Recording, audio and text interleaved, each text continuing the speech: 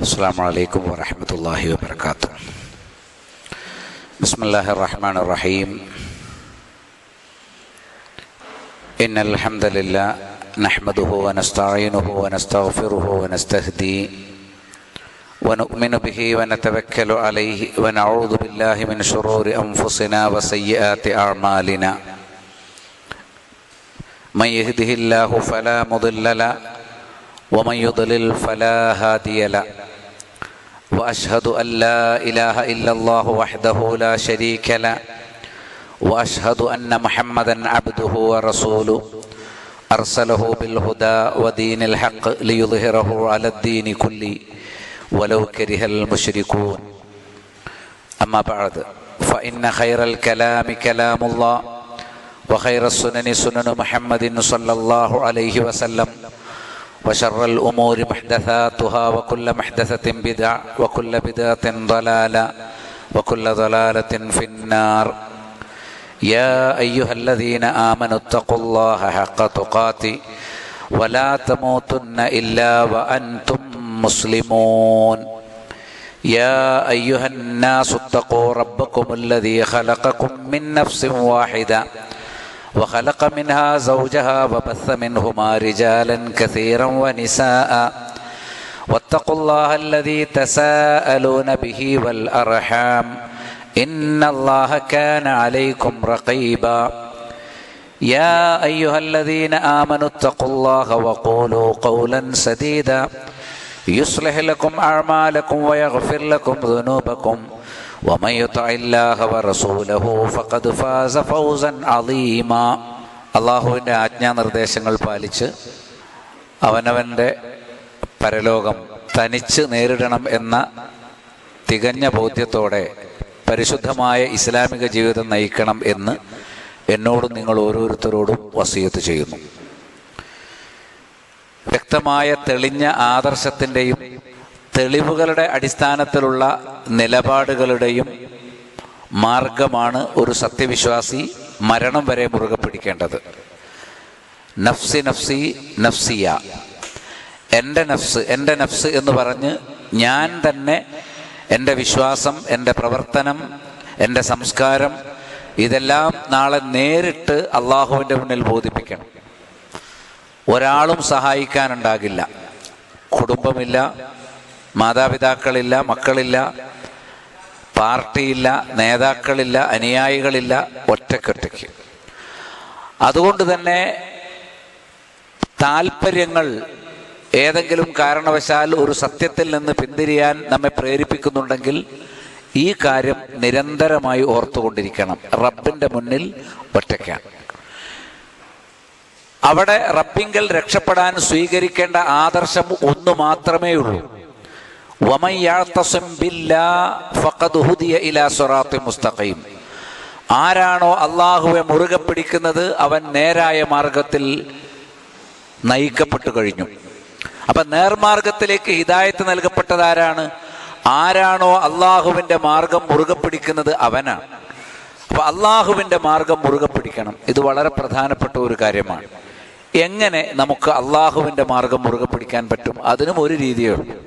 അള്ളാഹുവിൻ്റെ മാർഗം മുറുകെ പിടിക്കണമെങ്കിൽ അള്ളാഹുവിൻ്റെ മാർഗം കണിശമായി വിശദീകരിക്കുന്ന പ്രമാണങ്ങളിലേക്ക് മടങ്ങണം.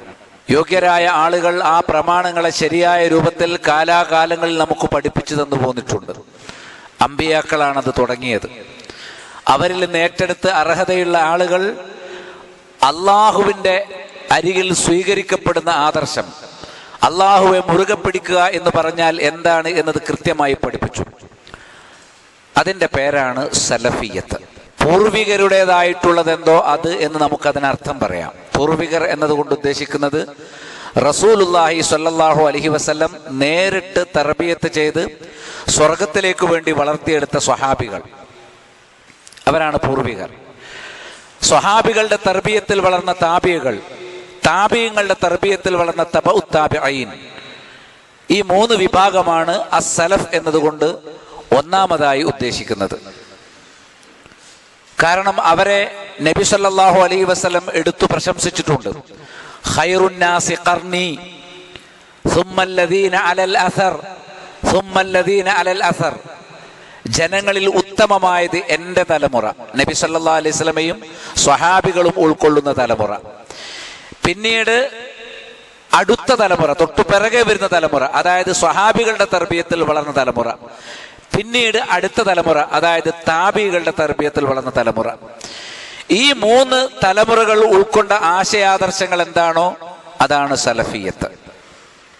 അതുകൊണ്ട് തന്നെ ജനങ്ങളെ ഖുർആനും സുന്നത്തും അനുസരിച്ച് അമല് ചെയ്യാൻ ഉത്തമ തലമുറയിൽപ്പെട്ട ആളുകൾ എങ്ങനെയാണോ ഖുർആനും സുന്നത്തും തന്റെ ജീവിതത്തിൽ നടപ്പാക്കിയത്, ഉത്തമ തലമുറയിലുള്ളവരുടെ വിശ്വാസം എന്ത്, അവരുടെ ആദർശം എന്ത്, അവരുടെ ആചാരങ്ങളും അനുഷ്ഠാനങ്ങളും എന്ത്, അവരുടെ സ്വഭാവ മര്യാദകളും ഗുണങ്ങളും എന്ത്, അവർ ജനങ്ങളിൽ ദഅവത്ത് ചെയ്തതെന്ത്, ഇങ്ങനെ ഉത്തമ തലമുറയിൽ കണ്ട ഇസ്ലാമിന്റെ എല്ലാ പാഠങ്ങളും വ്യക്തമായി മനസ്സിലാക്കി അതിലേക്ക് ജനങ്ങളെ ക്ഷണിക്കുക എന്നതാണ് സലഫിയത്തിലേക്കുള്ള ക്ഷണം എന്നതുകൊണ്ട് ഉദ്ദേശിക്കുന്നത്. പണ്ഡിതന്മാർ അൽ ഇസ്ലാമുൻ നഖിയ്യും, പരിശുദ്ധമായ ഇസ്ലാം. ഇസ്ലാമിന്റെ പേര് പറയുന്ന പലതുമുണ്ട്.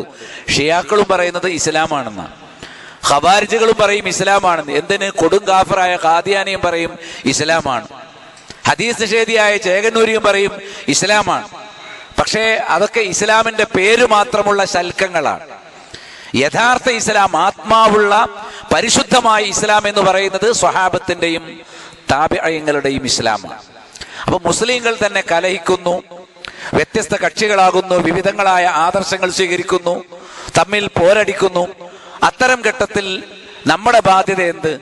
കലർപ്പില്ലാത്ത ഇസ്ലാം ഏത് എന്ന് കണ്ടെത്തണം. അതിന് കുറുക്കു വഴികളില്ല. അള്ളാഹുവെ മുറുകെ പിടിക്കണം. അതാണ് വമൻ യഅ്തസിം ബില്ലാഹ് എന്ന് പറഞ്ഞിരിക്കുന്നത്.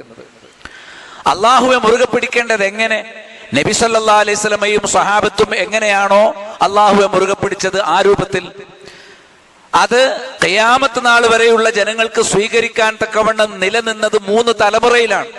ആ 3 തലമുറകളുടെ ചരിത്രം സുതാര്യമായി രേഖപ്പെടുത്തപ്പെട്ടിട്ടുണ്ട്. സ്വീകാര്യമായ സനദുകളോടെ നമുക്ക് മനസ്സിലാക്കാവുന്ന വിധത്തിൽ ആ 3 തലമുറകൾ എന്ന് പറഞ്ഞാൽ ആദ്യത്തെ 3 തലമുറകളിൽ ജീവിച്ചവരുടെ ജീവചരിത്രം വിശദീകരിക്കപ്പെട്ടതുപോലെ കഴിഞ്ഞ നൂറ്റാണ്ടിലുള്ളവരുടെ ചരിത്രം പോലും എഴുതി വെച്ചിട്ടുണ്ടാവില്ല. അത്ര കൃത്യമായി എഴുതപ്പെട്ട ചരിത്രമാണ്. ചരിത്രം എഴുതിയ ആളുകൾ, അത് റിപ്പോർട്ട് ചെയ്ത ആളുകൾ, അവരുടെ ചരിത്രവും കൃത്യമായി പരിശോധനാ വിധേയമാണ്. അതുകൊണ്ട് സ്വീകാര്യമേത്, തിരസ്കരിക്കേണ്ടത് ഏത് എന്ന് കൃത്യമായി തിരിച്ചറിയുന്ന വിധത്തിലാണ് ഉത്തമ തലമുറയുടെ ചരിത്രം എഴുതപ്പെട്ടത്. അത് ഖിയാമത്ത് നാൾ വരെ നിലനിൽക്കണം എന്നുള്ളത് അള്ളാഹുവിന്റെ തീരുമാനമാണ്. ഈ ഉത്തമ തലമുറ നബി സല്ലല്ലാഹു അലൈഹി വസല്ലമയും സഹാബത്തും താബിഈകളും തബഉ താബിഈനും അടങ്ങുന്ന ഇവരുടെ ജീവിതം, അവരുടെ ആദർശം, അവരുടെ സംസ്കാരം അത് ഖിയാമത്ത് നാൾ വരെ നിലനിൽക്കും. എന്തുകൊണ്ട്? അല്ലാഹു സുബ്ഹാനഹു വ തആല അത് പറഞ്ഞു കഴിഞ്ഞു. കുൻതും ഖൈറ ഉമ്മ ഉഖ്രിജത് ലിന്നാസ്, നിങ്ങളാണ് ഉത്തമ തലമുറ, ജനങ്ങൾക്ക് വേണ്ടി നിങ്ങളെ പുറപ്പെടുവിച്ചു. ജനങ്ങൾക്കായി പുറപ്പെടുവിക്കപ്പെട്ട ഉത്തമ തലമുറ നിങ്ങളാണ്. തഅ്മുറൂന ബിൽ മഅറൂഫി വ തൻഹൗന അനിൽ മുൻകർ, നന്മ കൽപ്പിക്കുകയും തിന്മ വിരോധിക്കുകയും ചെയ്യുന്നവരാണ് നിങ്ങൾ. നിങ്ങൾ അങ്ങനെ ചെയ്തുകൊണ്ടിരിക്കുന്നു. അപ്പൊ നരകത്തിലേക്കുള്ള വഴികളെ വിരോധിക്കുകയും സ്വർഗത്തിലേക്കുള്ള വഴികളെ കൽപ്പിക്കുകയും ചെയ്തു കൊണ്ടുപോകുന്ന സ്വഹാബികളാണ് ഉത്തമ തലമുറ എന്ന് ഖുർആൻ പറഞ്ഞു. അവസാനിപ്പിച്ചില്ല. വകദാലിക ജഅൽനാകും ഉമ്മതൻ വസത, അപ്രകാരം അവൻ നിങ്ങളെ വസത്തായ ഉമ്മത്താക്കി, മധ്യമ സമൂഹം. നിങ്ങളെ മധ്യമ സമൂഹമാക്കി എന്ന് പറഞ്ഞാൽ എന്തിനു വേണ്ടി? ലിതകൂനു ശുഹദാ അലന്നാസ്, നിങ്ങൾ ജനങ്ങൾക്കെല്ലാം മാതൃകയാകണം. അപ്പൊ ഖിയാമത്ത് നാൾ വരെയുള്ള ജനങ്ങൾക്ക് മാതൃക സ്വഹാബികളാണ് എന്ന് അള്ളാഹു പ്രഖ്യാപിച്ചു.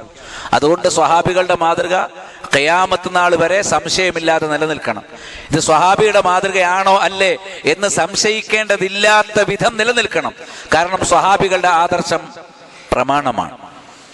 വകദാലിക ജഅൽനാകും ഉമ്മതൻ വസതൻ ലിതകൂനു ശുഹദാ അലന്നാസ് വയകൂന റസൂലു അലൈക്കും ഷഹീദ, നിങ്ങൾക്ക് റസൂൽ സാക്ഷിയായിരിക്കാൻ, മാതൃകയായിരിക്കാൻ വേണ്ടി ഇത് ഖുർആൻ പ്രഖ്യാപിച്ചിട്ടുള്ള സംഗതിയാണ്.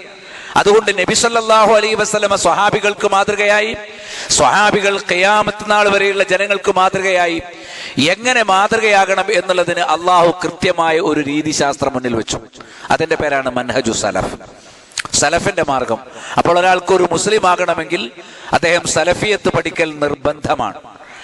വ്യതിയാന ചിന്തകളിൽ നിന്നും വിശ്വാസങ്ങളിൽ നിന്നും രക്ഷപ്പെടണമെങ്കിൽ, തൗഹീദിൽ നിന്ന് ശിർക്കിലേക്ക് വഴിമാറിപ്പോകുന്നതിൽ നിന്ന്, സുന്നത്തിൽ നിന്ന് ബിദ്അത്തുകളിലേക്ക് വഴിമാറിപ്പോകുന്നതിൽ നിന്ന്, ഹലാലുകളിൽ നിന്നും പുണ്യങ്ങളിൽ നിന്നും ഹറാമുകളിലേക്കും കറാഹത്തുകളിലേക്കും വഴിമാറിപ്പോകുന്നതിൽ നിന്ന്, അള്ളാഹുവിന്റെ തൃപ്തിയിൽ നിന്ന് അള്ളാഹുവിന്റെ വെറുപ്പിലേക്ക് വഴിമാറിപ്പോകുന്നതിൽ നിന്ന് രക്ഷപ്പെടണം എന്നുണ്ടെങ്കിൽ ഈ കലർപ്പില്ലാത്ത ആദർശം, അസ്സബീലുൻ നഖിയ്യു, ശുദ്ധമായ മാർഗം നാം പഠിച്ചു മനസ്സിലാക്കിയേ പറ്റൂ. അതിന്റെ പേരാണ് സലഫിയത്ത്. ഫഇദാ ജാഅ അജലുഹും ലാ യസ്തഖിറൂന സഅതൻ വലാ യസ്തഖ്ദിമൂൻ. അവരുടെ അവധി വന്നു കഴിഞ്ഞാൽ ഒരു സെക്കൻഡ് പോലും അത് പിന്താൻ ആവശ്യപ്പെടുന്നില്ല, ഒരു സെക്കൻഡെങ്കിലും അത് നേരത്തെ ആകുന്നുമില്ല. എല്ലാവർക്കും മരണത്തിനൊരു സമയമുണ്ട്. നമ്മളൊരു കൃത്യമായ സമയത്ത് ജനിച്ച ആളുകളാണ്. എല്ലാവരും ജനിച്ചൊരു കൃത്യസമയമുണ്ട്, സെക്കൻഡ് അടക്കം നമുക്ക് പറയാൻ കഴിയും. എന്നതുപോലെ നമ്മുടെ മരണത്തിനൊരു കൃത്യമായ തീയതിയുണ്ട്. നമുക്ക് ഓരോരുത്തർക്കും അല്ലാഹു സുബ്ഹാനഹു വ തആല മരണം നിർണയിച്ചിട്ടുണ്ട്. അതിന് നിർണായകമായ ഒരു സമയമുണ്ട്. ആ സമയം ഏതാണോ അതിന്റെ മുമ്പേ ഒരു കാരണവശാലും നമ്മുടെ അരികിലേക്ക് മരണം വരില്ല. അത് വന്നാൽ മരണത്തിൽ നിന്ന് കരകയറുകയുമില്ല. അതുകൊണ്ട് മരണം ഭയന്ന് സത്യത്തിൽ നിന്ന് ഒളിച്ചോടരുത്. പല ആളുകളും സത്യത്തിന്റെ വഴികൾ അറിയാഞ്ഞിട്ടൊന്നുമല്ല, അതെവിടുന്ന് കിട്ടുമെന്ന് മനസ്സിലാകാഞ്ഞിട്ടുമല്ല. എന്നാലും പാരമ്പര്യമായിട്ട് ഇങ്ങനെ പോരുന്ന കാര്യങ്ങളെ ഞാൻ തള്ളാൻ തുടങ്ങിയാൽ പല തരത്തിലും എനിക്ക് എതിർപ്പുകൾ ഉണ്ടാവും. എതിർപ്പിന്റെ ഏറ്റവും മൂർധന്യമായ അവസ്ഥ എന്താണ്? മരണമാണ്. നമ്മളെ എതിർക്കുന്നവർ ഏറിപ്പോയാൽ നമ്മൾ എന്ത് ചെയ്യും? കൊന്നുകളയും. അതിലപ്പുറം ചെയ്യാൻ പറ്റുമോ? ഇല്ല. അപ്പം മരണം എന്നല്ല, ഒരു നഷ്ടമാകട്ടെ, പ്രയാസമാകട്ടെ, വേദനയാകട്ടെ, ഇനി ആത്യന്തികമായി മരണമാകട്ടെ, അള്ളാഹു നിശ്ചയിക്കുന്ന സമയത്തല്ലാതെ ഈ ലോകം മുഴുവൻ നമ്മെ കഷ്ടപ്പെടുത്താൻ തീരുമാനിച്ചാലും ഒരാൾക്കും നമ്മളെ ദ്രോഹിക്കാൻ കഴിയില്ല. വിധിയിലെ അടിയുറച്ച വിശ്വാസമാണത്. നേട്ടങ്ങളും അങ്ങനെ തന്നെയാണ്. അള്ളാഹു നേട്ടം തരാൻ തീരുമാനിക്കാതെ ലോകം മുഴുവൻ, നമ്മുടെ കുടുംബവും തറവാടും പാർട്ടിയും നേതാക്കന്മാരും അനുയായികളും എല്ലാം കൂടി ചേർന്ന് നമുക്കൊരു ഗുണം ചെയ്തു തരാൻ തീരുമാനിച്ചാലും ഒരു ചുക്കും അവർ ചെയ്യില്ല. അള്ളാഹു എഴുതി വെച്ച ഗുണങ്ങളെ നമ്മുടെ ജീവിതത്തിലുള്ളൂ. അതുകൊണ്ട് ജീവിതത്തിൽ ഉണ്ടാകാവുന്ന നഷ്ടങ്ങളെ ഭയന്നാണ് ഇന്ന് ഭൂരിപക്ഷവും സത്യത്തിൽ നിന്ന് വിട്ടുപോകുന്നത്. സംശയമുണ്ടോ? പലർക്കും അറിയാം സലഫുകളുടെ രീതിയാണ് സത്യം, സലഫിന്റെ മാർഗമാണ് സത്യം, അവരുടെ നിലപാടാണ് ധീരമായ നിലപാട്. അള്ളാഹുവെ മാത്രം ആരാധിക്കുന്ന, മഖ്ബറകളെ മുച്ചൂടും ഉപേക്ഷിച്ച് കളയുന്ന, അള്ളാഹുവിൽ മാത്രം ഭരമേൽപ്പിക്കുന്ന, അതേ പ്രകാരം ജീവിതത്തിൽ എല്ലാ നിലപാടും സാധാരണ പൊതുജനങ്ങളിൽ കാണുന്നത് അവർക്കില്ല. മ്യൂസിക്കില്ല, ഡാൻസില്ല, പാട്ടില്ല, സിനിമയില്ല, സീരിയലില്ല. പലരും പറയും പഴഞ്ചന്മാർ, 6-ാം നൂറ്റാണ്ടുകാർ. അവരവരുടെ സ്ത്രീകൾ എന്ത് ചെയ്യില്ല? പൊതുജനങ്ങളുടെ മുന്നിൽ പ്രത്യക്ഷപ്പെടുത്തുകയില്ല. ഭാര്യമാരുടെ സൗന്ദര്യം അന്യർക്ക് ആസ്വദിക്കാൻ അവർ വിട്ടുകൊടുക്കുകയില്ല. ഇതിന്റെ പേരിൽ അവർ പഴഞ്ചന്മാരാണെന്നോ പ്രാകൃതന്മാരാണോ എന്നൊക്കെ വാഗൊണ്ട് പറയുമെങ്കിലും, പ്രസ്താവനകൾ ഇറക്കുമെങ്കിലും, ഉള്ളിന്റെ ഉള്ളുകൊണ്ട് അവർക്കറിയാം പരിശുദ്ധമായ പവിത്രമായ നിലവാരമുള്ള ജീവിതം, നിലവാരമുള്ള ആദർശം സലഫിൻ്റെതാണ് എന്ന് മുസ്ലിങ്ങളല്ലാത്തവർക്ക് പോലും അറിയാം. പക്ഷേ എന്താ സലഫിന്റെ മാർഗത്തിലേക്ക് കാലുവെക്കാൻ ഒരു മടി? ദുനിയാവ് നഷ്ടപ്പെടുമോ എന്ന ഭയം, ശത്രുക്കൾ വരുമോ എന്ന ഭയം, അവർ നമ്മെ ഒറ്റപ്പെടുത്തുമോ എന്ന ഭയം, കുടുംബങ്ങളിൽ വിലയില്ലാതായി പോകുമോ എന്ന ഭയം. ആ ഭയം വേണ്ട. കാരണം നമുക്ക് എന്ത് എത്രത്തോളം ഉണ്ടാകണം? ഇസ്സത്ത് അള്ളാഹുവിനുള്ളതാണ്. അവൻ തരുന്ന ഇസ്സത്തേ നമുക്കുള്ളൂ. എല്ലാ ഇസ്സത്തും അള്ളാഹുവിന് മാത്രമുള്ളതാണ്. അവൻ നബിക്കും സത്യവിശ്വാസികൾക്കും മാത്രമാണ് ആ ഇസ്സത്ത് നൽകുക. അതുകൊണ്ട് തന്നെ ദുനിയാവിൽ നിന്നും, കുടുംബത്തിൽ നിന്നും, ചുറ്റുപാടിൽ നിന്നും, പൊതുനിലവാരങ്ങളിൽ നിന്നും നമുക്ക് ഇസ്സത്ത് കിട്ടുമെന്ന് ആരും കരുതേണ്ടതില്ല. യഥാർത്ഥ അന്തസ്സ് എന്ന് പറയുന്നത് സലഫിയത്തിൽ മാത്രം നിലനിൽക്കുന്നു. കാരണം മരണം അല്ലെങ്കിൽ നഷ്ടം അത് അള്ളാഹു നമുക്ക് നിശ്ചയിച്ചാൽ അതിന്റെ സമയത്തെ അതുണ്ടാകൂ, അതിന് മുമ്പ് അത് വരില്ല. സമയമായാൽ അത് നമ്മെ ബാധിക്കാതെ വിട്ടുപോവുകയുമില്ല. അതുകൊണ്ട് മരണത്തെയോ നഷ്ടങ്ങളെയോ ഒരു സലഫി ഭയപ്പെടുകയില്ല. വല്ലദീന ആമനൂ മുശ്ഫിഖൂന മിൻഹാ വയഅലമൂന അന്നഹൽ ഹഖ്. സത്യവിശ്വാസികൾ പരലോകത്തെ ഭയപ്പെടുന്നവരാണ്. അവർക്ക് പരലോകം സത്യമാണ് എന്ന് അവർ കൃത്യമായി തിരിച്ചറിയുന്നു. അല്ലദീന യഖ്ശൗന റബ്ബഹും ബിൽ ഗൈബ്. അവർ അഭൗതികമായി അവരുടെ റബ്ബിനെ ഭയപ്പെടുന്നവരാണ്. വഹും മിനസ് സാഅത്തി മുശ്ഫിഖൂൻ. അവർ ലോകാന്ത്യത്തെ ഭയപ്പെടുന്നവരാണ്. ആദ്യം പറഞ്ഞത് സൂറത്തു ശൂറായിലെ 18-ാമത്തെ ആയത്ത്, രണ്ടാമത്തേത് സൂറത്തുൽ അംബിയായിലെ 49-ാമത്തെ ആയത്ത്. ഇമാം ദഹബി റഹിമഹുല്ല അദ്ദേഹത്തിന്റെ സിയറു അഅ്ലാമിൻ നുബലായിൽ ഇബ്നു ഹസ്മ എന്ന മഹാപണ്ഡിതന്റെ ചരിത്രം വിശദീകരിക്കുന്നിടത്ത് പറഞ്ഞു, ഫമൻ ത്വലബൽ ഇൽമ ലിൽ അമലി കസ്സറഹുൽ ഇൽം. ആരെങ്കിലും ദുനിയാവിൽ ഒരു തൊഴിൽ കിട്ടാൻ വേണ്ടിയാണ് ഇൽമിനെ നേടുന്നതെങ്കിൽ അവൻ ഇൽമിനെ തകർത്ത് കളഞ്ഞു. വബക അലാ നഫ്സി, അവൻ തനിക്കെതിരെ കരയേണ്ടി വരും. വമൻ ത്വലബൽ ഇൽമ ലിൽ മദാരിസി വൽ ഇഫ്താഇ വൽ ഫഖ്രി വൽ റിയാഇ തഹാമഖ വഖ്താല വസ്ദറാ ബിന്നാസ് വഅഹ്ലകഹുൽ ഉജ്ബു. ഇനി ആരെങ്കിലും ഇവിടെ ഏതെങ്കിലും സ്കൂളുകളിൽ ജോലി കിട്ടാൻ വേണ്ടിയോ ഫത്വകൾ നൽകാൻ വേണ്ടിയോ ദുരഭിമാനം നടിക്കാൻ വേണ്ടിയോ റിയായിന് വേണ്ടിയോ ഇൽമ നേടിയാൽ അവൻ പമ്പര വിഡ്ഢിയായി, പൊങ്ങച്ചക്കാരനായി, ജനങ്ങളിൽ നിലവാരമില്ലാത്തവനായി. ദുനിയാവിന്റെ താല്പര്യങ്ങൾക്ക് വേണ്ടി ആരെങ്കിലും ദീൻ അഭ്യസിച്ചാൽ, ദുനിയാവിന്റെ നേട്ടങ്ങൾക്ക് വേണ്ടി ആരെങ്കിലും ദീനിനെ സ്വന്തമാക്കിയാൽ അവൻ നിലവാരമില്ലാത്തവനായി എന്നാണ്. അത് നമ്മൾ മനസ്സിലാക്കണം. ഉജ്ബ് അത് അവനെ നശിപ്പിച്ചു കളയും എന്ന് പരിചയപ്പെടുത്തി. ചുരുക്കി പറഞ്ഞാൽ സലഫിയത്ത് എന്നത് ഏതെങ്കിലും ഒരു കക്ഷിത്വമല്ല, ഒരു പാർട്ടിയോ സംഘടനയോ അല്ല. സലഫിയ എന്ന് പറഞ്ഞാൽ അത് മനുഷ്യന്റെ ചിന്തയിൽ രൂപം കൊള്ളുന്ന ഒരു പ്രത്യയശാസ്ത്രമല്ല. സലഫിയത്ത് ഒരു പ്രത്യയശാസ്ത്രമല്ല, അത് സംഘങ്ങളോ സംഘടനകളോ അല്ല. മറിച്ച് പണ്ഡിതന്മാർ സൂചിപ്പിച്ചതുപോലെ ഇന്നമാഹിയ മൻഹജു ഹയാത്തിൽ ലിൽ മുസ്ലിമീന കുല്ലിഹിം, ഖിയാമത്ത് നാൾ വരെയുള്ള എല്ലാ മുസ്ലിങ്ങളുടെയും ജീവിതത്തിൽ അവർ സ്വീകരിക്കുന്ന ആദർശവും നിലപാടുകളുമാണ്. നമ്മൾ സ്വീകരിക്കേണ്ട ആദർശം എന്തോ, നാം സ്വീകരിക്കേണ്ട നിലപാടെന്തോ, ആ മൻഹജിന്റെ പേരാണ് സലഫിയത്ത്. എന്താണ് സലഫിന്റെ ഒന്നാമത്തെ പ്രത്യേകത? അവർക്ക് മാതൃകയായിരിക്കേണ്ടവരെ അവർ സ്നേഹിക്കുന്നു. നമ്മുടെ ഒന്നാമത്തെ യോഗ്യത റസൂലുള്ളാഹി സ്വല്ലല്ലാഹു അലൈഹി വസല്ലമയെ സ്നേഹിക്കണം. അതോടൊപ്പം സ്വഹാബത്തിനെയും താബിഈങ്ങളെയും സ്നേഹിക്കണം. അതോടൊപ്പം സ്വഹാബത്തിന്റെയും താബിഈങ്ങളുടെയും മാർഗത്തിൽ പ്രവേശിച്ച ആളുകളെ സ്നേഹിക്കണം. നമ്മൾ ആളുകളെ സ്നേഹിക്കുന്നതും വെറുക്കുന്നതും അവന്റെ പാർട്ടി ഏതാ, അവന്റെ മർക്കസ് ഏതാ, അവന്റെ മൗലവി ഏതാ, അവന്റെ നാടേതാ എന്ന് നോക്കിയിട്ടല്ല. നിങ്ങൾ നോക്കൂ, പണ്ഡിതന്മാർ എന്ന് പറഞ്ഞാൽ വിവിധ നാട്ടുകാരാണ്. ഏതെല്ലാം നാടുകളിൽ നിന്ന് വന്ന പണ്ഡിതന്മാരെ കുറിച്ച് നമുക്കറിയാം. വ്യത്യസ്ത നാട്ടുകാർ അല്ലെ. ഡമാസ്കസുകാരുണ്ട്, സൗദി അറേബ്യയിലുള്ളവരുണ്ട്, യമനികളുണ്ട്, ഹറാനിലുള്ളവരുണ്ട്, നജിദിലുള്ളവരുണ്ട്. പല നാട്ടിലുമുള്ള പണ്ഡിതന്മാരാണ് സലഫിയത്ത് എന്താണ് നമ്മൾ പഠിപ്പിച്ചത്. ഒരു പണ്ഡിതന്റെ നിലവാരത്തെ നമ്മൾ അളക്കുന്നതും വിലയിരുത്തുന്നതും അയാൾ റഷ്യക്കാരനാണോ, ബുഹാറക്കാരനാണോ, സൗദി അറേബ്യക്കാരനാണോ, നജിദുകാരനാണോ എന്ന് നോക്കിയിട്ടല്ല. ചില വിഷയത്തിൽ ചിലപ്പോൾ നമ്മൾ അറബ് നാടിന് പുറത്തുള്ള ആളെ പരിഗണിക്കും. ഓരോരുത്തരും പരിഗണിക്കപ്പെടുന്നത് അവരുടെ ആദർശ നിലപാടുകളുടെ അടിത്തറയിലാണ് എന്നുള്ളതാണ്. അതുകൊണ്ട് എല്ലാവരെയും നമ്മൾ സ്നേഹിക്കണം. ആദ്യം നബിയെ സ്നേഹിക്കണം, സ്വഹാബത്തിനെയും താബിഈങ്ങളെയും സ്നേഹിക്കണം. അവരുടെ മാർഗം അവലംബിച്ച ഖിയാമത്ത് നാൾ വരെയുള്ള മുഴുവൻ ആളുകളെയും സ്വീകരിക്കണം. സന്ദർഭവശാൽ അവർ ചിലപ്പോഴുള്ളത് മറ്റൊരു നാട്ടിലായിരിക്കും, വേറെ ഒരു മർക്കസിലായിരിക്കും, വേറെ ഏതെങ്കിലും നമ്മൾ ബന്ധപ്പെടുന്നതല്ലാത്ത ഏതെങ്കിലും പണ്ഡിതന്മാരുടെ കൂട്ടത്തിലായിരിക്കും. അങ്ങനെ സലഫിനെയും സലഫിന്റെ മാർഗം അവലംബിച്ചവരെയും സ്നേഹിക്കുക എന്നതിന്റെ പേരാണ് സലഫിയത്ത്. ഒന്നാമത്തെ കാര്യം അതാണ്. സ്വഹാബത്തിനെ സ്നേഹിക്കുന്നു, സ്വഹാബത്തിന്റെ മാർഗം അവലംബിച്ചവരെ സ്നേഹിക്കുന്നു. അബ്ദുല്ലാഹി ഇബ്നു അംർ റളിയല്ലാഹു അൻഹുമാ അദ്ദേഹം പറഞ്ഞു, ഖാല റസൂലുള്ളാഹി സ്വല്ലല്ലാഹു അലൈഹി വസല്ലം, റസൂലുള്ളാഹി പറഞ്ഞിരിക്കുന്നു, സതഫ്തരിഖു ഹാദിഹിൽ ഉമ്മത്തു അലാ 73 ഫിർഖ, ഈ ഉമ്മത്ത് 73 കക്ഷികളായിട്ട് പിരിയും. കുല്ലുഹാ ഫിന്നാർ ഇല്ലാ വാഹിദ, എല്ലാ കക്ഷികളും നരകത്തിലാണ് ഒന്നൊഴികെ. മറ്റൊരു റിപ്പോർട്ടിൽ ഖാലു, സ്വഹാബികൾ ചോദിച്ചു, യാ റസൂലല്ലാഹ് മനിൽ ഫിർഖത്തുൻ നാജിയ, എല്ലാവരും നരകത്തിലേക്ക് പോയിക്കൊണ്ടിരിക്കുമ്പോൾ ഒരു കക്ഷി രക്ഷപ്പെടുന്നവരാണല്ലോ, ആ രക്ഷപ്പെടുന്ന കക്ഷി ഏതാണ്? മറ്റൊരു റിപ്പോർട്ടിൽ അത്വായിഫത്തുൽ മൻസൂറ, അള്ളാഹുവിന്റെ അരികിൽ നിന്ന് വിജയവും സഹായവും ലഭിക്കുന്ന കക്ഷി ഏതാണ്?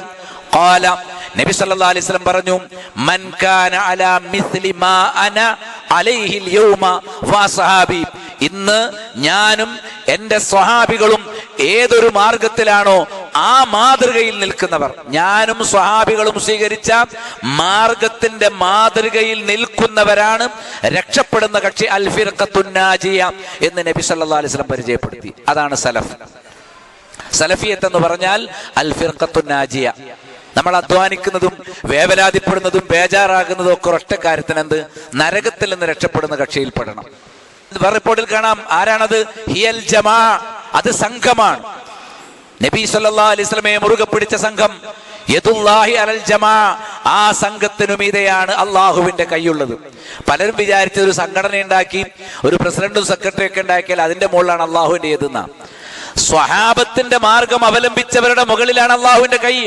അവരൊരു പാർട്ടി ഉണ്ടാക്കിയാലും ശരി ഇല്ലെങ്കിലും ശരി, യദുല്ലാഹി അലൽ ജമാ എന്ന് പറഞ്ഞാൽ നബി സല്ലല്ലാഹു അലൈഹി വസല്ലമിന്റെയും സ്വഹാബത്തിന്റെയും മാർഗത്തിലുള്ള സംഘം, മാ അന അലൈഹിൽ യൗമ വഅസ്ഹാബി എന്ന് വിശേഷിപ്പിച്ച സംഘം, അവരുടെ മുകളിലാണ് യദുല്ലാഹ്, അള്ളാഹുവിന്റെ കൈയുള്ളത്.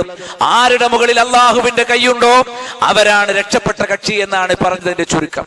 സൂറത്തു നിസായിലെ 115-ാമത്തെ ആയത്തിൽ കാണാം, വമൻ യുശാഖിഖിർ റസൂല മിൻ ബഅദി മാ തബയ്യന ലഹുൽ ഹുദാ വയത്തബി ഗൈറ സബീലിൽ മുഅ്മിനീൻ നുവല്ലിഹി മാ തവല്ലാ വനുസ്ലിഹി ജഹന്നം വസാഅത് മസീറ.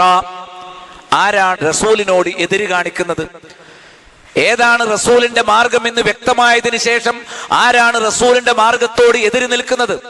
വയത്തബി ഗൈറ സബീലിൽ മുഅ്മിനീൻ, സത്യവിശ്വാസികൾ അഥവാ സ്വഹാബികളുടെ മാർഗമല്ലാത്ത മറ്റൊരു മാർഗത്തെ ഇത്തിബാഴ് ചെയ്യുന്നത്, പിൻപറ്റുന്നത് ആരാണോ, നുവല്ലിഹി മാ തവല്ലാ, തിരിഞ്ഞേടത്തേക്ക് അവനെ നാം തിരിച്ചുവിടും, വനുസ്ലിഹി ജഹന്നം, നരകത്തിൽ നാം അവനെ പ്രവേശിപ്പിച്ച് കരിച്ചു കളയും, വസാഅത്ത് മസീറ, അത് ചീത്ത സങ്കേതമാകുന്നു. അപ്പൊ നബിയുടെയും സ്വഹാബത്തിന്റെയും മാർഗത്തിന് എതിരാകുന്നവർ ചീത്ത സങ്കേതമായ നരകത്തിൽ പതിച്ചു എന്ന് ഖുർആൻ വ്യക്തമായി പറഞ്ഞു. സബീലുൽ മുഅ്മിനൂൻ എന്ന് പറഞ്ഞാൽ മുഫസ്സിറുകൾ സൂചിപ്പിച്ചു ഹുമുൽ മുഅ്മിനൂൻ ഫി ഹാദിഹിൽ ആയ ഹും അൽ ജമാഅ. ഈ ആയത്തിലെ മുഅ്മിനൂൻ എന്ന് പറഞ്ഞാൽ അൽ ജമാഅത്താണ്, അഥവാ നബി വളർത്തിയെടുത്ത സ്വഹാബികളാണ്. നബി സ്വല്ലല്ലാഹു അലൈഹി വസല്ലം പറഞ്ഞു, ഹിയ മാ അന അലൈഹി വ സ്വഹാബി. ആരാണ് ഈ സബീലുൽ മുഅ്മിനീൻ? നബിയുടെയും സ്വഹാബത്തിന്റെയും മാർഗം സ്വീകരിച്ചവർ. ആ മാർഗത്തിന് ആരെങ്കിലും എതിരായാൽ അവർ നരകത്തിൽ പ്രവേശിക്കും എന്നാണ്. അപ്പോൾ നരകത്തിൽ പതിക്കുമെന്ന് താക്കീത് ചെയ്യപ്പെട്ട 72 വിഭാഗവും നബി സല്ലല്ലാഹു അലൈഹി വസല്ലമിന്റെയും സ്വഹാബത്തിന്റെയും മാർഗത്തിൽ നിന്ന് വിട്ടുപോകുന്നവരും അവരോടുള്ള സ്നേഹം നഷ്ടപ്പെട്ടു പോകുന്നവരും ആയിരിക്കുമെന്ന് നാം നന്നായി മനസ്സിലാക്കേണ്ടതുണ്ട്. അബുൽ അസ്വദ് ദുഅലി അദ്ദേഹം പറഞ്ഞു, ഖാല ഖത്തബ ഉമർ ഇബ്നുൽ ഖത്താബ് യൗമൽ ജുമുഅ, ഒരു വെള്ളിയാഴ്ച ഉമർ ഇബ്നുൽ ഖത്താബ് റളിയല്ലാഹു അൻഹു സംസാരിച്ചു. അദ്ദേഹം ഖുതുബ നടത്തി. ഫഖാല, ഖുതുബയിൽ അദ്ദേഹം പറഞ്ഞു, ഇന്ന നബിയല്ലാഹി സ്വല്ലല്ലാഹു അലൈഹി വസല്ലം ഖാൽ, നബി പറഞ്ഞിരിക്കുന്നു. ഉമർ ഇബ്നുൽ ഖത്താബ് റളിയല്ലാഹു അൻഹു റിപ്പോർട്ടാണ്. എന്താ പറഞ്ഞത്? ലാ തസാലു ത്വായിഫത്തും മിൻ ഉമ്മത്തി അലൽ ഹഖ് മൻസൂറതൻ, ഉമ്മത്തിലെ ഒരു വിഭാഗം സത്യത്തിൽ വിജയം നേടിയവരായി കൊണ്ടേയിരിക്കും. ഹത്താ യഅതി അംറുല്ലാഹ്, അല്ലാഹുവിന്റെ കൽപ്പന അഥവാ ലോകാന്ത്യം വരുന്നതുവരെ, ലോകാവസാനം വരെ ഒരു വിഭാഗം സത്യത്തിന്റെ മേൽ സഹായം ലഭിച്ചുകൊണ്ടിരിക്കുന്നവരായിരിക്കും. അവരാണ് സലഫ്. അവരാണ് സലഫ്. സലഫിയത്ത് എന്ന് പറഞ്ഞാൽ ഖിയാമത്ത് നാൾ വരെ അള്ളാഹുവിന്റെ സഹായം നിരന്തരമായി ലഭിച്ചുകൊണ്ടിരിക്കുന്നവരാരാണ്? അവരാണ് സത്യത്തിന്റെ വിഭാഗം. അബ്ദുറഹ്മാൻ ഇബ്നു അംർ അസ്വലമി അദ്ദേഹം പറഞ്ഞു, അന്നഹു സമിഅൽ ഇർബാദ ഇബ്നു സാരിയത്ത് അസ്വലമി, ഇർബാദ് ഇബ്നു സാരിയത്ത് പറഞ്ഞതായി യഖൂൽ, പറയുന്നതായിട്ട് ഞാൻ കേട്ടു, വഅദനാ റസൂലുള്ളാഹി സ്വല്ലല്ലാഹു അലൈഹി വസല്ലം മൗഇദ, റസൂലുള്ളാഹി ഞങ്ങൾക്ക് ഒരു ഉപദേശം നൽകി. ദറഫത് മിൻഹൽ അയുൻ, ആ ഉപദേശം കേട്ട് കണ്ണുകളെല്ലാം ഉതിർന്നു. വവജിലത് മിൻഹൽ ഖുലൂബ്, ആ ഉപദേശം കേട്ട് ഹൃദയങ്ങളെല്ലാം പിടച്ചു. ഖുൽതു, ഞാൻ ചോദിച്ചു, യാ റസൂലല്ലാഹ് ഹാദിഹി മൗഇദത്തു മുവദ്ദിഇൻ ഫമാ തഅഹദു ഇലൈനാ, ഇത് യാത്ര പിരിഞ്ഞു പോകുന്ന മരിക്കാറായ ഒരാളുടെ വസിയത്ത് പോലെയുണ്ടല്ലോ, ഞങ്ങളോട് എന്താണ് അങ്ങേക്ക് ഉപദേശമായി തരാനുള്ളത്? ഖാല, അദ്ദേഹം പറഞ്ഞു, ലഖദ് തറക്തുകും അലൽ ബൈളാ, നിങ്ങളെ ഞാൻ ഒരു വെളുത്ത മാർഗത്തിൽ വിട്ടേച്ചു പോകുന്നു. ലൈലുഹാ കനഹാരിഹാ, അതിന്റെ രാത്രി അതിന്റെ പകല് പോലെ തന്നെയാണ്. ലാ യസീഹു അൻഹാ ബഅദി ഇല്ലാ ഹാലിക്, എന്റെ കാലശേഷം തുലഞ്ഞവനല്ലാതെ ആ മാർഗത്തിൽ നിന്ന് വഴുതി പോവുകയില്ല. വമൻ യഅ്ശ് മിൻകും, എന്റെ കാലശേഷം ആരെങ്കിലും ജീവിച്ചിരിക്കുന്നുണ്ടെങ്കിൽ ഫസയറ ഇഖ്തിലാഫൻ കസീറ, ഈ ഉമ്മത്തിൽ പല തരത്തിലുള്ള അഭിപ്രായ ഭിന്നതകൾ കാണും. ഫഅലൈക്കും ബിമാ അറഫ്തും മിൻ സുന്നതി വസുന്നത്തിൽ ഖുലഫാ അർ-റാഷിദീൻ അൽ-മഹ്ദിയീൻ, മറ്റൊരു റിപ്പോർട്ടിൽ അൽ ഖുലഫാ ഖുലഫാഇൽ മഹ്ദിയീന റാഷിദീന മിൻ ബഅദി. അപ്പോൾ നിങ്ങൾ എന്റെ ചര്യ പഠിച്ചു മനസ്സിലാക്കി അതിനെ മുറുകെ പിടിക്കണം. എന്റെ ഖുലഫാ, സന്മാർഗദർശികളും സന്മാർഗചാരികളുമായ എന്റെ ഖുലഫാഇന്റെ ചര്യ, എന്റെ കാലശേഷമുള്ള എന്റെ പിന്മുറക്കാരുടെ സ്വഹാബത്തിന്റെ ചര്യ, താബിഈങ്ങളുടെ ചര്യ നിങ്ങൾ മുറുകെ പിടിക്കണം. വഅലൈക്കും ബിത്വാഅ, പ്രമാണങ്ങളെ അനുസരിക്കൽ നിങ്ങളുടെ ബാധ്യതയാണ്. വൈൻ അബ്ദൻ ഹബശിയൻ, എത്യോപ്യക്കാരനായ ഒരു അടിമയാണ് ആ പ്രമാണങ്ങളിൽ അനുസരിക്കപ്പെടേണ്ടവനെങ്കിൽ പോലും അദ്ദു അലൈഹാ ബിന്നവാജിദ്, അണപ്പല്ലുകൊണ്ട് നിങ്ങൾ സത്യത്തെ മുറുകെ പിടിക്കണം. വഇന്നമൽ മുഅ്മിനു കൽ ജമലിൽ ഉൻഫി, വിരളിയെടുത്ത ഒട്ടകത്തെ പോലെയാണ് ഒരു സത്യവിശ്വാസി. ഹൈസു മൻ ഖീദ ഇൻഖാദ്, എപ്പോൾ അവന് ബന്ധനമുണ്ടാകുന്നുവോ അപ്പോൾ അവൻ ഒതുങ്ങി നിൽക്കും. വിരളിയെടുത്ത ഒരു ഒട്ടകത്തിന് മൂക്കുകയറുള്ളിടത്തോളം അടങ്ങി നിൽക്കും. ആ കയറെടുത്ത് കളഞ്ഞാലോ തോന്നിയ വഴിക്ക് പോകും. ഒരു സത്യവിശ്വാസി എന്ന് പറഞ്ഞാൽ സലഫിന്റെ മാർഗം അവൻ പിടിച്ചു നിൽക്കുന്നിടത്തോളം അവൻ ഒതുങ്ങി നിൽക്കും. അവന്റെ ആദർശം കൃത്യമായിരിക്കും, അവന്റെ നിലപാടുകൾ സത്യസന്ധമായിരിക്കും, അവന്റെ രീതികൾ ധീരമായിരിക്കും. അപ്പൊ അതുകൊണ്ട് ഒരു ഒട്ടകം അതിനെ മൂക്കുകയറിടുന്നത് പോലെ സലഫിയത്തിന്റെ ബന്ധനത്തിലായിരിക്കണം ഓരോ സത്യവിശ്വാസിയും ഉണ്ടായിരിക്കേണ്ടത് എന്ന് റസൂലുള്ളാഹി സ്വല്ലല്ലാഹി അലൈഹി വസല്ലം അന്തിമോപദേശം പോലെ നൽകിയ ഉപദേശത്തിൽ പഠിപ്പിച്ച കാര്യമാണ്.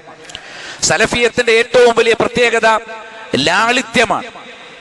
യുരീദുല്ലാഹു ബിക്കുമുൽ യുസ്റ വലാ യുരീദു ബിക്കുമുൽ ഉസ്ർ. അള്ളാഹു നിങ്ങൾക്ക് എളുപ്പം ഉദ്ദേശിക്കുന്നു, ഞെരുക്കം ഉദ്ദേശിക്കുന്നില്ല.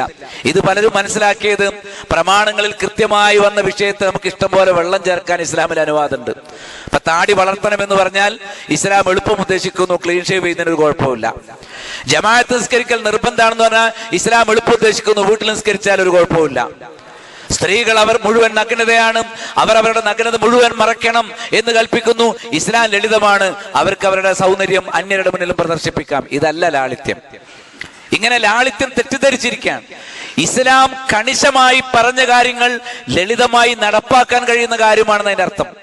ഇസ്ലാം നിർബന്ധമായും പാലിക്കണമെന്ന് പറഞ്ഞ് ഏത് വിഷയമാണ് നമുക്ക് നടപ്പാക്കാൻ പ്രയാസമുള്ളത്? അള്ളാഹുവെ മാത്രം ആരാധിക്കാൻ പ്രയാസമുണ്ടോ? 5 നേരം നിർബന്ധമായി നിസ്കരിക്കാൻ പ്രയാസമുണ്ടോ? പകൽ സമയത്ത് നോമ്പെടുക്കാൻ വല്ല പ്രയാസവുമുണ്ടോ? സാധ്യമാകുന്നവന് ആരോഗ്യവും ധനവും യാത്രാ സൗകര്യങ്ങളും ഒത്തുവന്നവന് ഹജ്ജ് ചെയ്യാൻ വല്ല പ്രയാസവുമുണ്ടോ?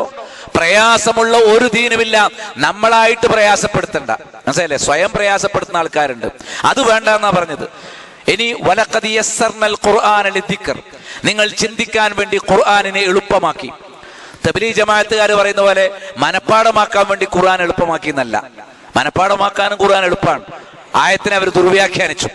തബ്ലീഗ് ജമാഅത്തുകാർ പറഞ്ഞു ഖുർആൻ മനപ്പാടമാക്കാൻ അല്ലാഹു എളുപ്പമാക്കിയിട്ടുണ്ട്. പാഠമാക്കാൻ വേണ്ടി, മനപ്പാടമാക്കാൻ വേണ്ടി എളുപ്പമാക്കി. ലഖദ് യസ്സർനൽ ഖുർആന ലിദ്ദിക്ർ. ദിക്ർ എന്ന് പറഞ്ഞാൽ മനപ്പാടമാക്കൽ മാത്രമല്ല, ചിന്തിക്കലും നടപ്പാക്കലും ഒക്കെ അതിൽപ്പെടും. ഖുർആനിൽ വന്ന മുഴുവൻ വിഷയങ്ങളും നമുക്ക് ജീവിതത്തിൽ നടപ്പാക്കാൻ തക്കവണ്ണം എളുപ്പമുള്ളതാണ്. ലോകം മുഴുവൻ നമ്മൾ ആക്രമിച്ചാലും പരിഹസിച്ചാലും തീവ്രവാദി എന്ന് വിളിച്ചാലും 6-ാം നൂറ്റാണ്ടുകാരൻ എന്ന് അപഹസിച്ചാലും പുഞ്ചിരിയോടുകൂടി മനക്കരുത്തോടുകൂടി ഖുർആനിന്റെ ഒരു കൽപ്പന നടപ്പാക്കാൻ അൽഹംദുലില്ലാഹ് നമുക്കെല്ലാം സാധിച്ചിട്ടുണ്ട്, സാധിക്കും. ഖിയാമത്ത് നാൾ വരെ സാധിക്കും. അതാണ് സലഫിന്റെ മാർഗം, എളുപ്പത്തിന്റെ മാർഗമാണ്. വമാ ജഅല അലൈക്കും ഫിദ്ദീനി മിൻ ഹറജ്, അല്ലാഹു ദീനിൽ നിങ്ങൾക്ക് ഭാരം നിശ്ചയിച്ചിട്ടില്ല. അബൂ മുസൽ അശ്അരി റളിയല്ലാഹു അൻഹു അദ്ദേഹം പറഞ്ഞു, കാന റസൂലുള്ളാഹി സ്വല്ലല്ലാഹു അലൈഹി വസല്ലം ഇദാ ബഅസ അഹദൻ മിൻ അസ്ഹാബിഹി ഫീ ബഅദി അംരി, ഏതെങ്കിലും ഒരു കാര്യവുമായി തന്റെ അനുയായികളെ മറ്റൊരു നാട്ടിലേക്ക് നിയോഗിക്കുമ്പോൾ ഖാല, നബി സല്ലല്ലാഹു അലൈഹി വസല്ലം പറയും, ദഅവത്തിന് വേണ്ടി പറഞ്ഞേക്കും, മറ്റെന്തെങ്കിലും ഒരു ദൗത്യത്തിന് വേണ്ടി പറഞ്ഞേക്കും. അപ്പൊ ആ പറഞ്ഞേക്കുന്ന ആളുകളോട് നബി സല്ലല്ലാഹു അലൈഹി വസല്ലം പറയും, ബശ്ശിറു വലാ തുനഫിറു വയസ്സിറു വലാ തുഅസ്സിറു, നിങ്ങൾ സന്തോഷം അറിയിക്കുവിൻ, നിങ്ങൾ ഞെരുക്കമുണ്ടാക്കരുത്. നിങ്ങൾ എളുപ്പം നൽകുവിൻ, നിങ്ങൾ പ്രയാസമുണ്ടാക്കരുത്. നിങ്ങൾ ആളുകളെ വെറുപ്പിക്കരുത്, ദഅവത്ത് കൊണ്ട് വെറുപ്പിക്കരുത്. ആളുകൾക്ക് ഹൃദ്യമായി മനസ്സിലാകുന്ന രൂപത്തിൽ ഇസ്ലാമിനെ നൽകണം. ബശ്ശിറു. നമ്മുടെ നാട്ടിലോ ദഅവത്ത് കൊണ്ട് വെറുപ്പിക്കാന്ന് മാത്രമല്ല, ദഅവത്ത് എത്തേണ്ട ആളുകളിലേക്ക്, അതായത് ഇസ്ലാം എത്തിയിട്ടില്ലാത്തവരിലേക്കോ ശിർക്കൻ വിശ്വാസങ്ങൾ കൊണ്ടു നടക്കുന്നവരിലേക്കോ ഇറങ്ങുന്നതിനു പകരം ദഅവത്ത് സ്വീകരിക്കുകയും ദഅവത്ത് നടത്തുകയും സലഫിന്റെ മാർഗം പഠിക്കുകയും ചെയ്യുന്ന ആളുകളെ നടക്കാൻ സമ്മതിക്കാതെ ഇടങ്ങറാക്കിക്കൊണ്ടിരിക്കുകയാണ്. നമ്മളങ്ങനെ ആളുകളെ ഞെരുക്കുന്നവരാവരുത്. ഓരോ വിഷയത്തിലും ചെന്ന് മുറി അറിവുമായി മുറി ഫത്വകളുമായി വരികയും ഉസൂലുകൾ പഠിക്കാതെ ഫുറൂകളെ കുറിച്ച് തർക്കിക്കുകയും ഗ്രൂപ്പുകൾ ഉണ്ടാക്കുകയും എവിടെ ചെന്നാലും കലഹമുണ്ടാക്കുകയും ചെയ്യുന്ന അവസ്ഥയിലേക്ക് എത്തിപ്പെടുന്നത് മറ്റൊന്നുകൊണ്ടുമല്ല, മറ്റുള്ളവരെ ഉൾക്കൊള്ളാനുള്ള വിശാലത നമുക്ക് നിലനിർത്താൻ കഴിയാത്തത് കൊണ്ടാണ്. മറ്റുള്ളവരെ ഉൾക്കൊള്ളുക എന്ന് പറഞ്ഞാൽ മറ്റുള്ളവരുടെ ആദർശം ഉൾക്കൊള്ളുക എന്ന് തെറ്റിദ്ധരിക്കേണ്ടതില്ല. മറ്റുള്ളവരെ മനുഷ്യരായി പരിഗണിക്കണം, സത്യത്തോട് കൂറുപുലർത്തുന്നവരായി പരിഗണിക്കണം. പ്രത്യേകിച്ചും തൗഹീദുള്ളവരെ. അവരൊക്കെ അന്യജാതിക്കാരെ പോലെ സ്വന്തം ആളുകളോട് ബറാഅത്ത് കൽപ്പിക്കുകയും എന്നിട്ട് ബറാഅത്ത് കൽപ്പിക്കേണ്ട ആളുകളോട് ബന്ധം പുലർത്താൻ ആഹ്വാനം ചെയ്യുകയും ചെയ്യുന്ന വൈരുദ്ധ്യത്തിലേക്ക് എത്തിപ്പെടാതിരിക്കണമെങ്കിൽ തബ്ശീർ വേണം. ദഅവത്തിൽ സന്തോഷത്തോടുകൂടി ഇസ്ലാമിനെ പഠിപ്പിക്കണം. നമ്മൾ ഇസ്ലാമിനെ പഠിപ്പിക്കുന്നത് സന്തോഷത്തോടുകൂടി ഉൾക്കൊള്ളാൻ കഴിയണം. ബശ്ശിറു വലാ തുനഫിറു, നിങ്ങൾ സന്തോഷം നൽകണം, നിങ്ങൾ വെറുപ്പിക്കരുത് എന്ന് റസൂലുള്ളാഹി സ്വല്ലല്ലാഹി അലൈഹി വസല്ലം ഇസ്ലാമുമായിട്ട് പോകുന്ന ഒരാൾ, ഇന്ന് ഇസ്ലാമും സലഫിയത്തും കയ്യിലുണ്ട് എന്ന് പറയുന്ന ആളുകൾ ജനങ്ങൾ വെറുപ്പിക്കണം. അവരടുത്തേക്ക് പോകാൻ സമ്മതിക്കൂല. എല്ലാവരോടും മുഖം തിരിഞ്ഞ് സ്വന്തം ആൾക്കാരോട് മാത്രം സലാം പറഞ്ഞ് അള്ളാഹു കാത്തുരക്ഷിക്കുമാറാകട്ടെ. അതിന്റെ പേര് സലഫിയത്ത് എന്നല്ല. സലഫിയത്ത് എന്ന് പറഞ്ഞാൽ തബ്ശീറാണ്. സലഫിയത്ത് എന്ന് പറഞ്ഞാൽ തൈസീറാണ്. സന്തോഷം നൽകലും ജനങ്ങൾക്ക് എളുപ്പം നൽകലും, ആളുകൾ ഇസ്ലാമിനെ സ്വീകരിക്കേണ്ട വിധത്തിൽ ആദർശത്തിൽ ഒട്ടും വെള്ളം ചേർക്കാതെ കൃത്യമായി പറയാൻ കഴിയണം. അബൂ ഹുറൈറ റളിയല്ലാഹു അൻഹു നിവേദനം, ഖാല റസൂലുള്ളാഹി സ്വല്ലല്ലാഹു അലൈഹി വസല്ലം ഇന്ന ഹാദ ദീന യുസ്റുൻ, ദീൻ എളുപ്പമാണ്. വലൻ യുശാദ്ദല്ലദീന അഹദുൻ ഇല്ലാ ഗലബഹു, ആർ ദീനിനെ സങ്കീർണമാക്കിയോ അതവനെ തോൽപ്പിക്കാതിരുന്നിട്ടില്ല. ഫസദ്ദിദു, അതുകൊണ്ട് നിങ്ങൾ നേർക്ക് നേരെയുള്ള നിലപാട് സ്വീകരിക്കണം. വഖാരിബു, നിങ്ങൾ അടുത്തടുത്തായി ഇബാദത്തുകൾ ചെയ്തുകൊണ്ടിരിക്കണം. വാബിശിറു, നിങ്ങൾ സന്തോഷം നൽകണം. വയസ്സിറു, നിങ്ങൾ എളുപ്പം നൽകണം. വസ്തഈനു ബിൽ ഗദ്വതി വറൗഹ, പ്രഭാതത്തിലും പ്രദോഷത്തിലും നിങ്ങൾ ഇസ്തിആനത്ത് അല്ലാഹുവോട് സഹായം തേടിക്കൊണ്ടിരിക്കണം. വശൈഇൻ മിനൽ ദൽജാം, രാത്രിയിലും നിങ്ങൾ അല്ലാഹുവോട് പ്രാർത്ഥിച്ചുകൊണ്ടിരിക്കണം. പ്രഭാതത്തിൽ പ്രാർത്ഥിക്കണം, വൈകുന്നേരം പ്രാർത്ഥിക്കണം, രാത്രിയിൽ പ്രാർത്ഥിക്കണം. ഇബാദത്തുകൾ ഒരു റമദാൻ കഴിഞ്ഞാൽ പിന്നെ അടുത്ത റമദാനിൽ ഇബാദത്ത് സജീവാക്കല്ല. എല്ലാ ദിവസവും കുറേശ്ശെ കുറേശ്ശെ കാരിബും തുടർച്ചയായി മുഖാറബത്തായി ഇബാദത്തുകൾ ചെയ്തുകൊണ്ടിരിക്കണം. അതിന്റെ പേരാണ് സലഫിയത്ത്. ദീനിനെ സങ്കീർണമാക്കുന്നവരെ കുറിച്ച് പറഞ്ഞു. ഹലക്കൽ മുത്തനത്തിഊൻ, 3 തവണ റസൂലുള്ളാഹി പറഞ്ഞു ദീനിനെ സങ്കീർണമാക്കുന്നവൻ തുലഞ്ഞുപോയി എന്ന്. ഇബ്നു അബ്ബാസ് റളിയല്ലാഹു അൻഹു അദ്ദേഹം പറഞ്ഞു യുസ്മഹ് ലക്, നീ വിശാലത കാണിക്കുക, നിനക്ക് വിശാലത ലഭിക്കും. നമ്മൾ മറ്റുള്ളവരോട് വിശാല നിലപാടുകൾ സ്വീകരിക്കുമ്പോൾ ഈ വിശാലത സ്വഭാവത്തിലും പെരുമാറ്റത്തിലുമാണ്. നമുക്ക് വിശാലത ഇല്ലാത്തത് സ്വഭാവത്തിലും പെരുമാറ്റത്തിലുമാണ്. അതിൽ നമ്മൾ ഞെരുങ്ങുകയാണ്. നമ്മൾ വിശാലത കാണിക്കും ദീനിന്റെ കാര്യത്തിലാണ്. ദീനിൽ വിശാലതയില്ല, ശിർക്കന്മാരോട് അനുരഞ്ജനമില്ല, ഖുബൂരികളോട് അനുഭാവമില്ല. വലാ തർക്കനു ഇലല്ലദീന ളലമു ഫതമസ്സകുമുന്നാർ, ളുൽമ് അഥവാ ശിർക്ക് പ്രവർത്തിക്കുന്നവരോട് ചായ്വ് കാണിക്കരുത്, നരകാഗ്നി നിങ്ങളെ സ്പർശിക്കും. പെരുമാറ്റത്തിൽ വിശാലതയില്ലാതിരിക്കുകയും പെരുമാറ്റത്തിൽ സ്വന്തം സഹോദരങ്ങളോടും തൗഹീദും സലഫിയത്തുമുള്ള ആളുകളോട് പോലും നിസ്സാരമായ മസലകളുടെ പേരിൽ വെറുപ്പും ചിത്രതയും ശിഥിലതയും കടന്നു വരികയും എന്നാൽ ഖുബൂരിയത്തിനോടും ശിർക്കിനോടുമെല്ലാം അനുഭാവമുണ്ടായിത്തീരുകയും ചെയ്യുമ്പോൾ നമ്മുടെ സലഫിയത്തിന് കാര്യമായ കോട്ടം സംഭവിക്കുന്നുണ്ട് എന്ന് മനസ്സിലാക്കുക. ആയിഷ റളിയല്ലാഹു തആല അൻഹ പറഞ്ഞു, ഖാലത് മാ ഖുയ്യിറ റസൂലുള്ളാഹി സ്വല്ലല്ലാഹു അലൈഹി വസല്ലം ബൈന അംറൈനി ഇല്ലാ അഖദ ഐസറഹുമാ, അള്ളാഹു നബിയുടെ മുന്നിൽ 2 കാര്യങ്ങൾ വെച്ചു കൊടുത്തു, എന്നിട്ട് ഇഷ്ടമുള്ളത് എടുക്കാൻ പറഞ്ഞു. എപ്പോഴും നബി സല്ലല്ലാഹു അലൈഹി വസല്ലമ അതിൽ എളുപ്പമുള്ളത് എടുക്കും. അതെന്താ കാര്യം? ജനങ്ങൾക്ക് അത് നാളെ നടപ്പാക്കണല്ലോ എന്ന് വിചാരിച്ച്, അല്ലേ? ഏത് സമയത്ത് ഒന്നുകിൽ അത് അല്ലെങ്കിൽ ഇത് എന്നൊരു സ്വാതന്ത്ര്യം, ഒരു വിഷയം സ്വീകരിക്കുന്ന കാര്യത്തിൽ നബി സല്ലല്ലാഹു അലൈഹി വസല്ലമക്ക് അള്ളാഹു വെച്ചു കൊടുത്താൽ നബി എളുപ്പമുള്ളതേ സ്വീകരിക്കും. മാലം യകുൻ ഇസ്മൻ, അതിൽ കുറ്റമില്ലെങ്കിൽ. ഫൈൻ കാന ഇസ്മൻ കാന അബ്അദൻ നാസി മിൻഹു, കുറ്റമുണ്ടെങ്കിലോ ജനങ്ങളിൽ നിന്ന് ഏറ്റവും അകലെയായിരിക്കും. ഒരിക്കലും തെറ്റുള്ള തിന്മയുള്ള ഒരു കാര്യത്തിൽ ഒരിക്കലും നബി സല്ലല്ലാഹു അലൈഹി വസല്ലം അടുക്കുകയില്ല. മുത്തഫഖുൻ അലൈഹി ഹദീസാണ്. ഉദാഹരണത്തിന് യാത്രക്കാരന് നോമ്പ് മുറിക്കാം, നോമ്പെടുക്കാം. ഇത് രണ്ടും അനുവദിച്ച കാര്യമാണ്. നബി സല്ലല്ലാഹു അലൈഹി വസല്ലം എന്താ ചെയ്യാറുള്ളത്? യാത്രക്കാർ മറ്റുള്ളവരും കൂടെ ഉണ്ടെങ്കിൽ നബി നോമ്പ് മുറിക്കും. നബിക്ക് നോമ്പെടുക്കാൻ കഴിയുമെങ്കിലും നബി നോമ്പ് മുറിക്കും. എന്തിന്? നബി അന്ന് നോമ്പ് മുറിക്കാതിരുന്നാൽ, നബി മുറിച്ചില്ലല്ലോ എന്ന കാരണത്താൽ സ്വഹാബികളൊക്കെ നോമ്പ് മുറിക്കാതിരുന്നെങ്കിലോ. ഇത്രയും ലാളിത്യമാണ് ഇസ്ലാമിലുള്ളത്. ഈ ലാളിത്യത്തെ ഉൾക്കൊള്ളുകയും ജനങ്ങൾക്ക് മുമ്പാകെ പരുക്കനല്ലാത്ത രൂപത്തിൽ എത്തിച്ചു കൊടുക്കുകയും ചെയ്യുന്നവരാണ് സലഫികൾ. അതിന്റെ പേരാണ് സലഫിയത്ത്. അന്നൽ യഹൂദ ദഖലു അല നബി സല്ലല്ലാഹു അലൈഹി വസല്ലം ഫഖാലു അസ്സലാമു അലൈക്. മറ്റൊരു ഉദാഹരണം, യഹൂദികൾ നബിയുടെ അരികിൽ വരുമ്പോൾ അസ്സലാമു അലൈക്, മരിച്ചു പോട്ടെ എന്ന് പറയും. ഫഖാല നബി സല്ലല്ലാഹു അലൈഹി വസല്ലം, നബി പറയും അസ്സലാമു അലൈക്കും, നിങ്ങളും മരിച്ചു പോട്ടെ എന്ന് പറയും. ഇങ്ങോട്ട് പറയുന്ന പോലെ തിരിച്ചും പറയും. ചിലപ്പോൾ നബി വാ അലൈക്കും എന്ന് മാത്രം പറയും. കാരണം അവർ പറഞ്ഞത് അസ്സാമു എന്നാണോ അസ്സലാമു എന്നാണോ എന്ന് നബിക്ക് ഉറപ്പില്ല. രണ്ടുമാകാം. സാം എന്ന് പറഞ്ഞാൽ മരണാണ്, സലാം എന്ന് പറഞ്ഞാൽ സമാധാനാണ്. അപ്പൊ യഹൂദികൾ നബിയെ കളിയാക്കാൻ വേണ്ടി അസ്സാം അലൈക്കും എന്ന് പറയും. കേൾക്കുമ്പോൾ അസ്സലാം അലൈക്കും എന്ന് വിചാരിക്കും. നബിക്ക് അസ്സാം അലൈക്കും എന്ന് വ്യക്തമായി മനസ്സിലായാൽ തിരിച്ചങ്ങനെ തന്നെ പറയും. മനസ്സിലായിട്ടില്ലെങ്കിൽ വാ അലൈക്കും എന്ന് പറയും. അപ്പൊ ഒരു ദിവസം ആയിഷ റളിയല്ലാഹു തആല ഇതിങ്ങനെ കേൾക്കല്ലേ പതിവായിട്ട്. അവര് പറഞ്ഞു, അസ്സലാമു അലൈക്കും യാ ഇഖ്വാനുൽ ഖിറദത്തി വൽ ഖനാസീർ വലഅനത്തുല്ലാഹി വഗളബു. എന്താ പറയുന്നത്? പന്നികളും കുരങ്ങന്മാരുമായ സഹോദരന്മാരെ, നിങ്ങൾ മരിച്ചുപോട്ടെ, അള്ളാഹുവിന്റെ ശാപം നിങ്ങൾക്കുണ്ടാകട്ടെ, അള്ളാഹുവിന്റെ കോപം നിങ്ങൾക്കുണ്ടാകട്ടെ. ഇങ്ങോട്ട് പറഞ്ഞതിന് 3 ഇരട്ടി പറഞ്ഞു. ആര്? ആയിഷ റളിയല്ലാഹു തആല അൻഹ. ആർക്കെതിരെ? യഹൂദികൾക്കെതിരെ.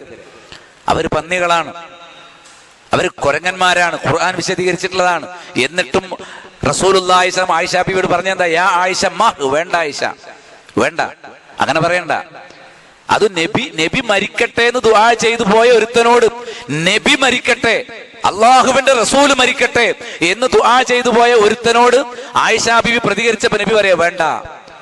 ഫഖാലത്ത് യാ റസൂലല്ലാഹ് അമാ സമയത്ത മാ ഖാലു, എന്തിനാ നിങ്ങൾ എന്നെ വിലക്കുന്നത്? അവര് പറഞ്ഞ തോന്നിയാസം നിങ്ങൾ കേട്ടില്ലേ?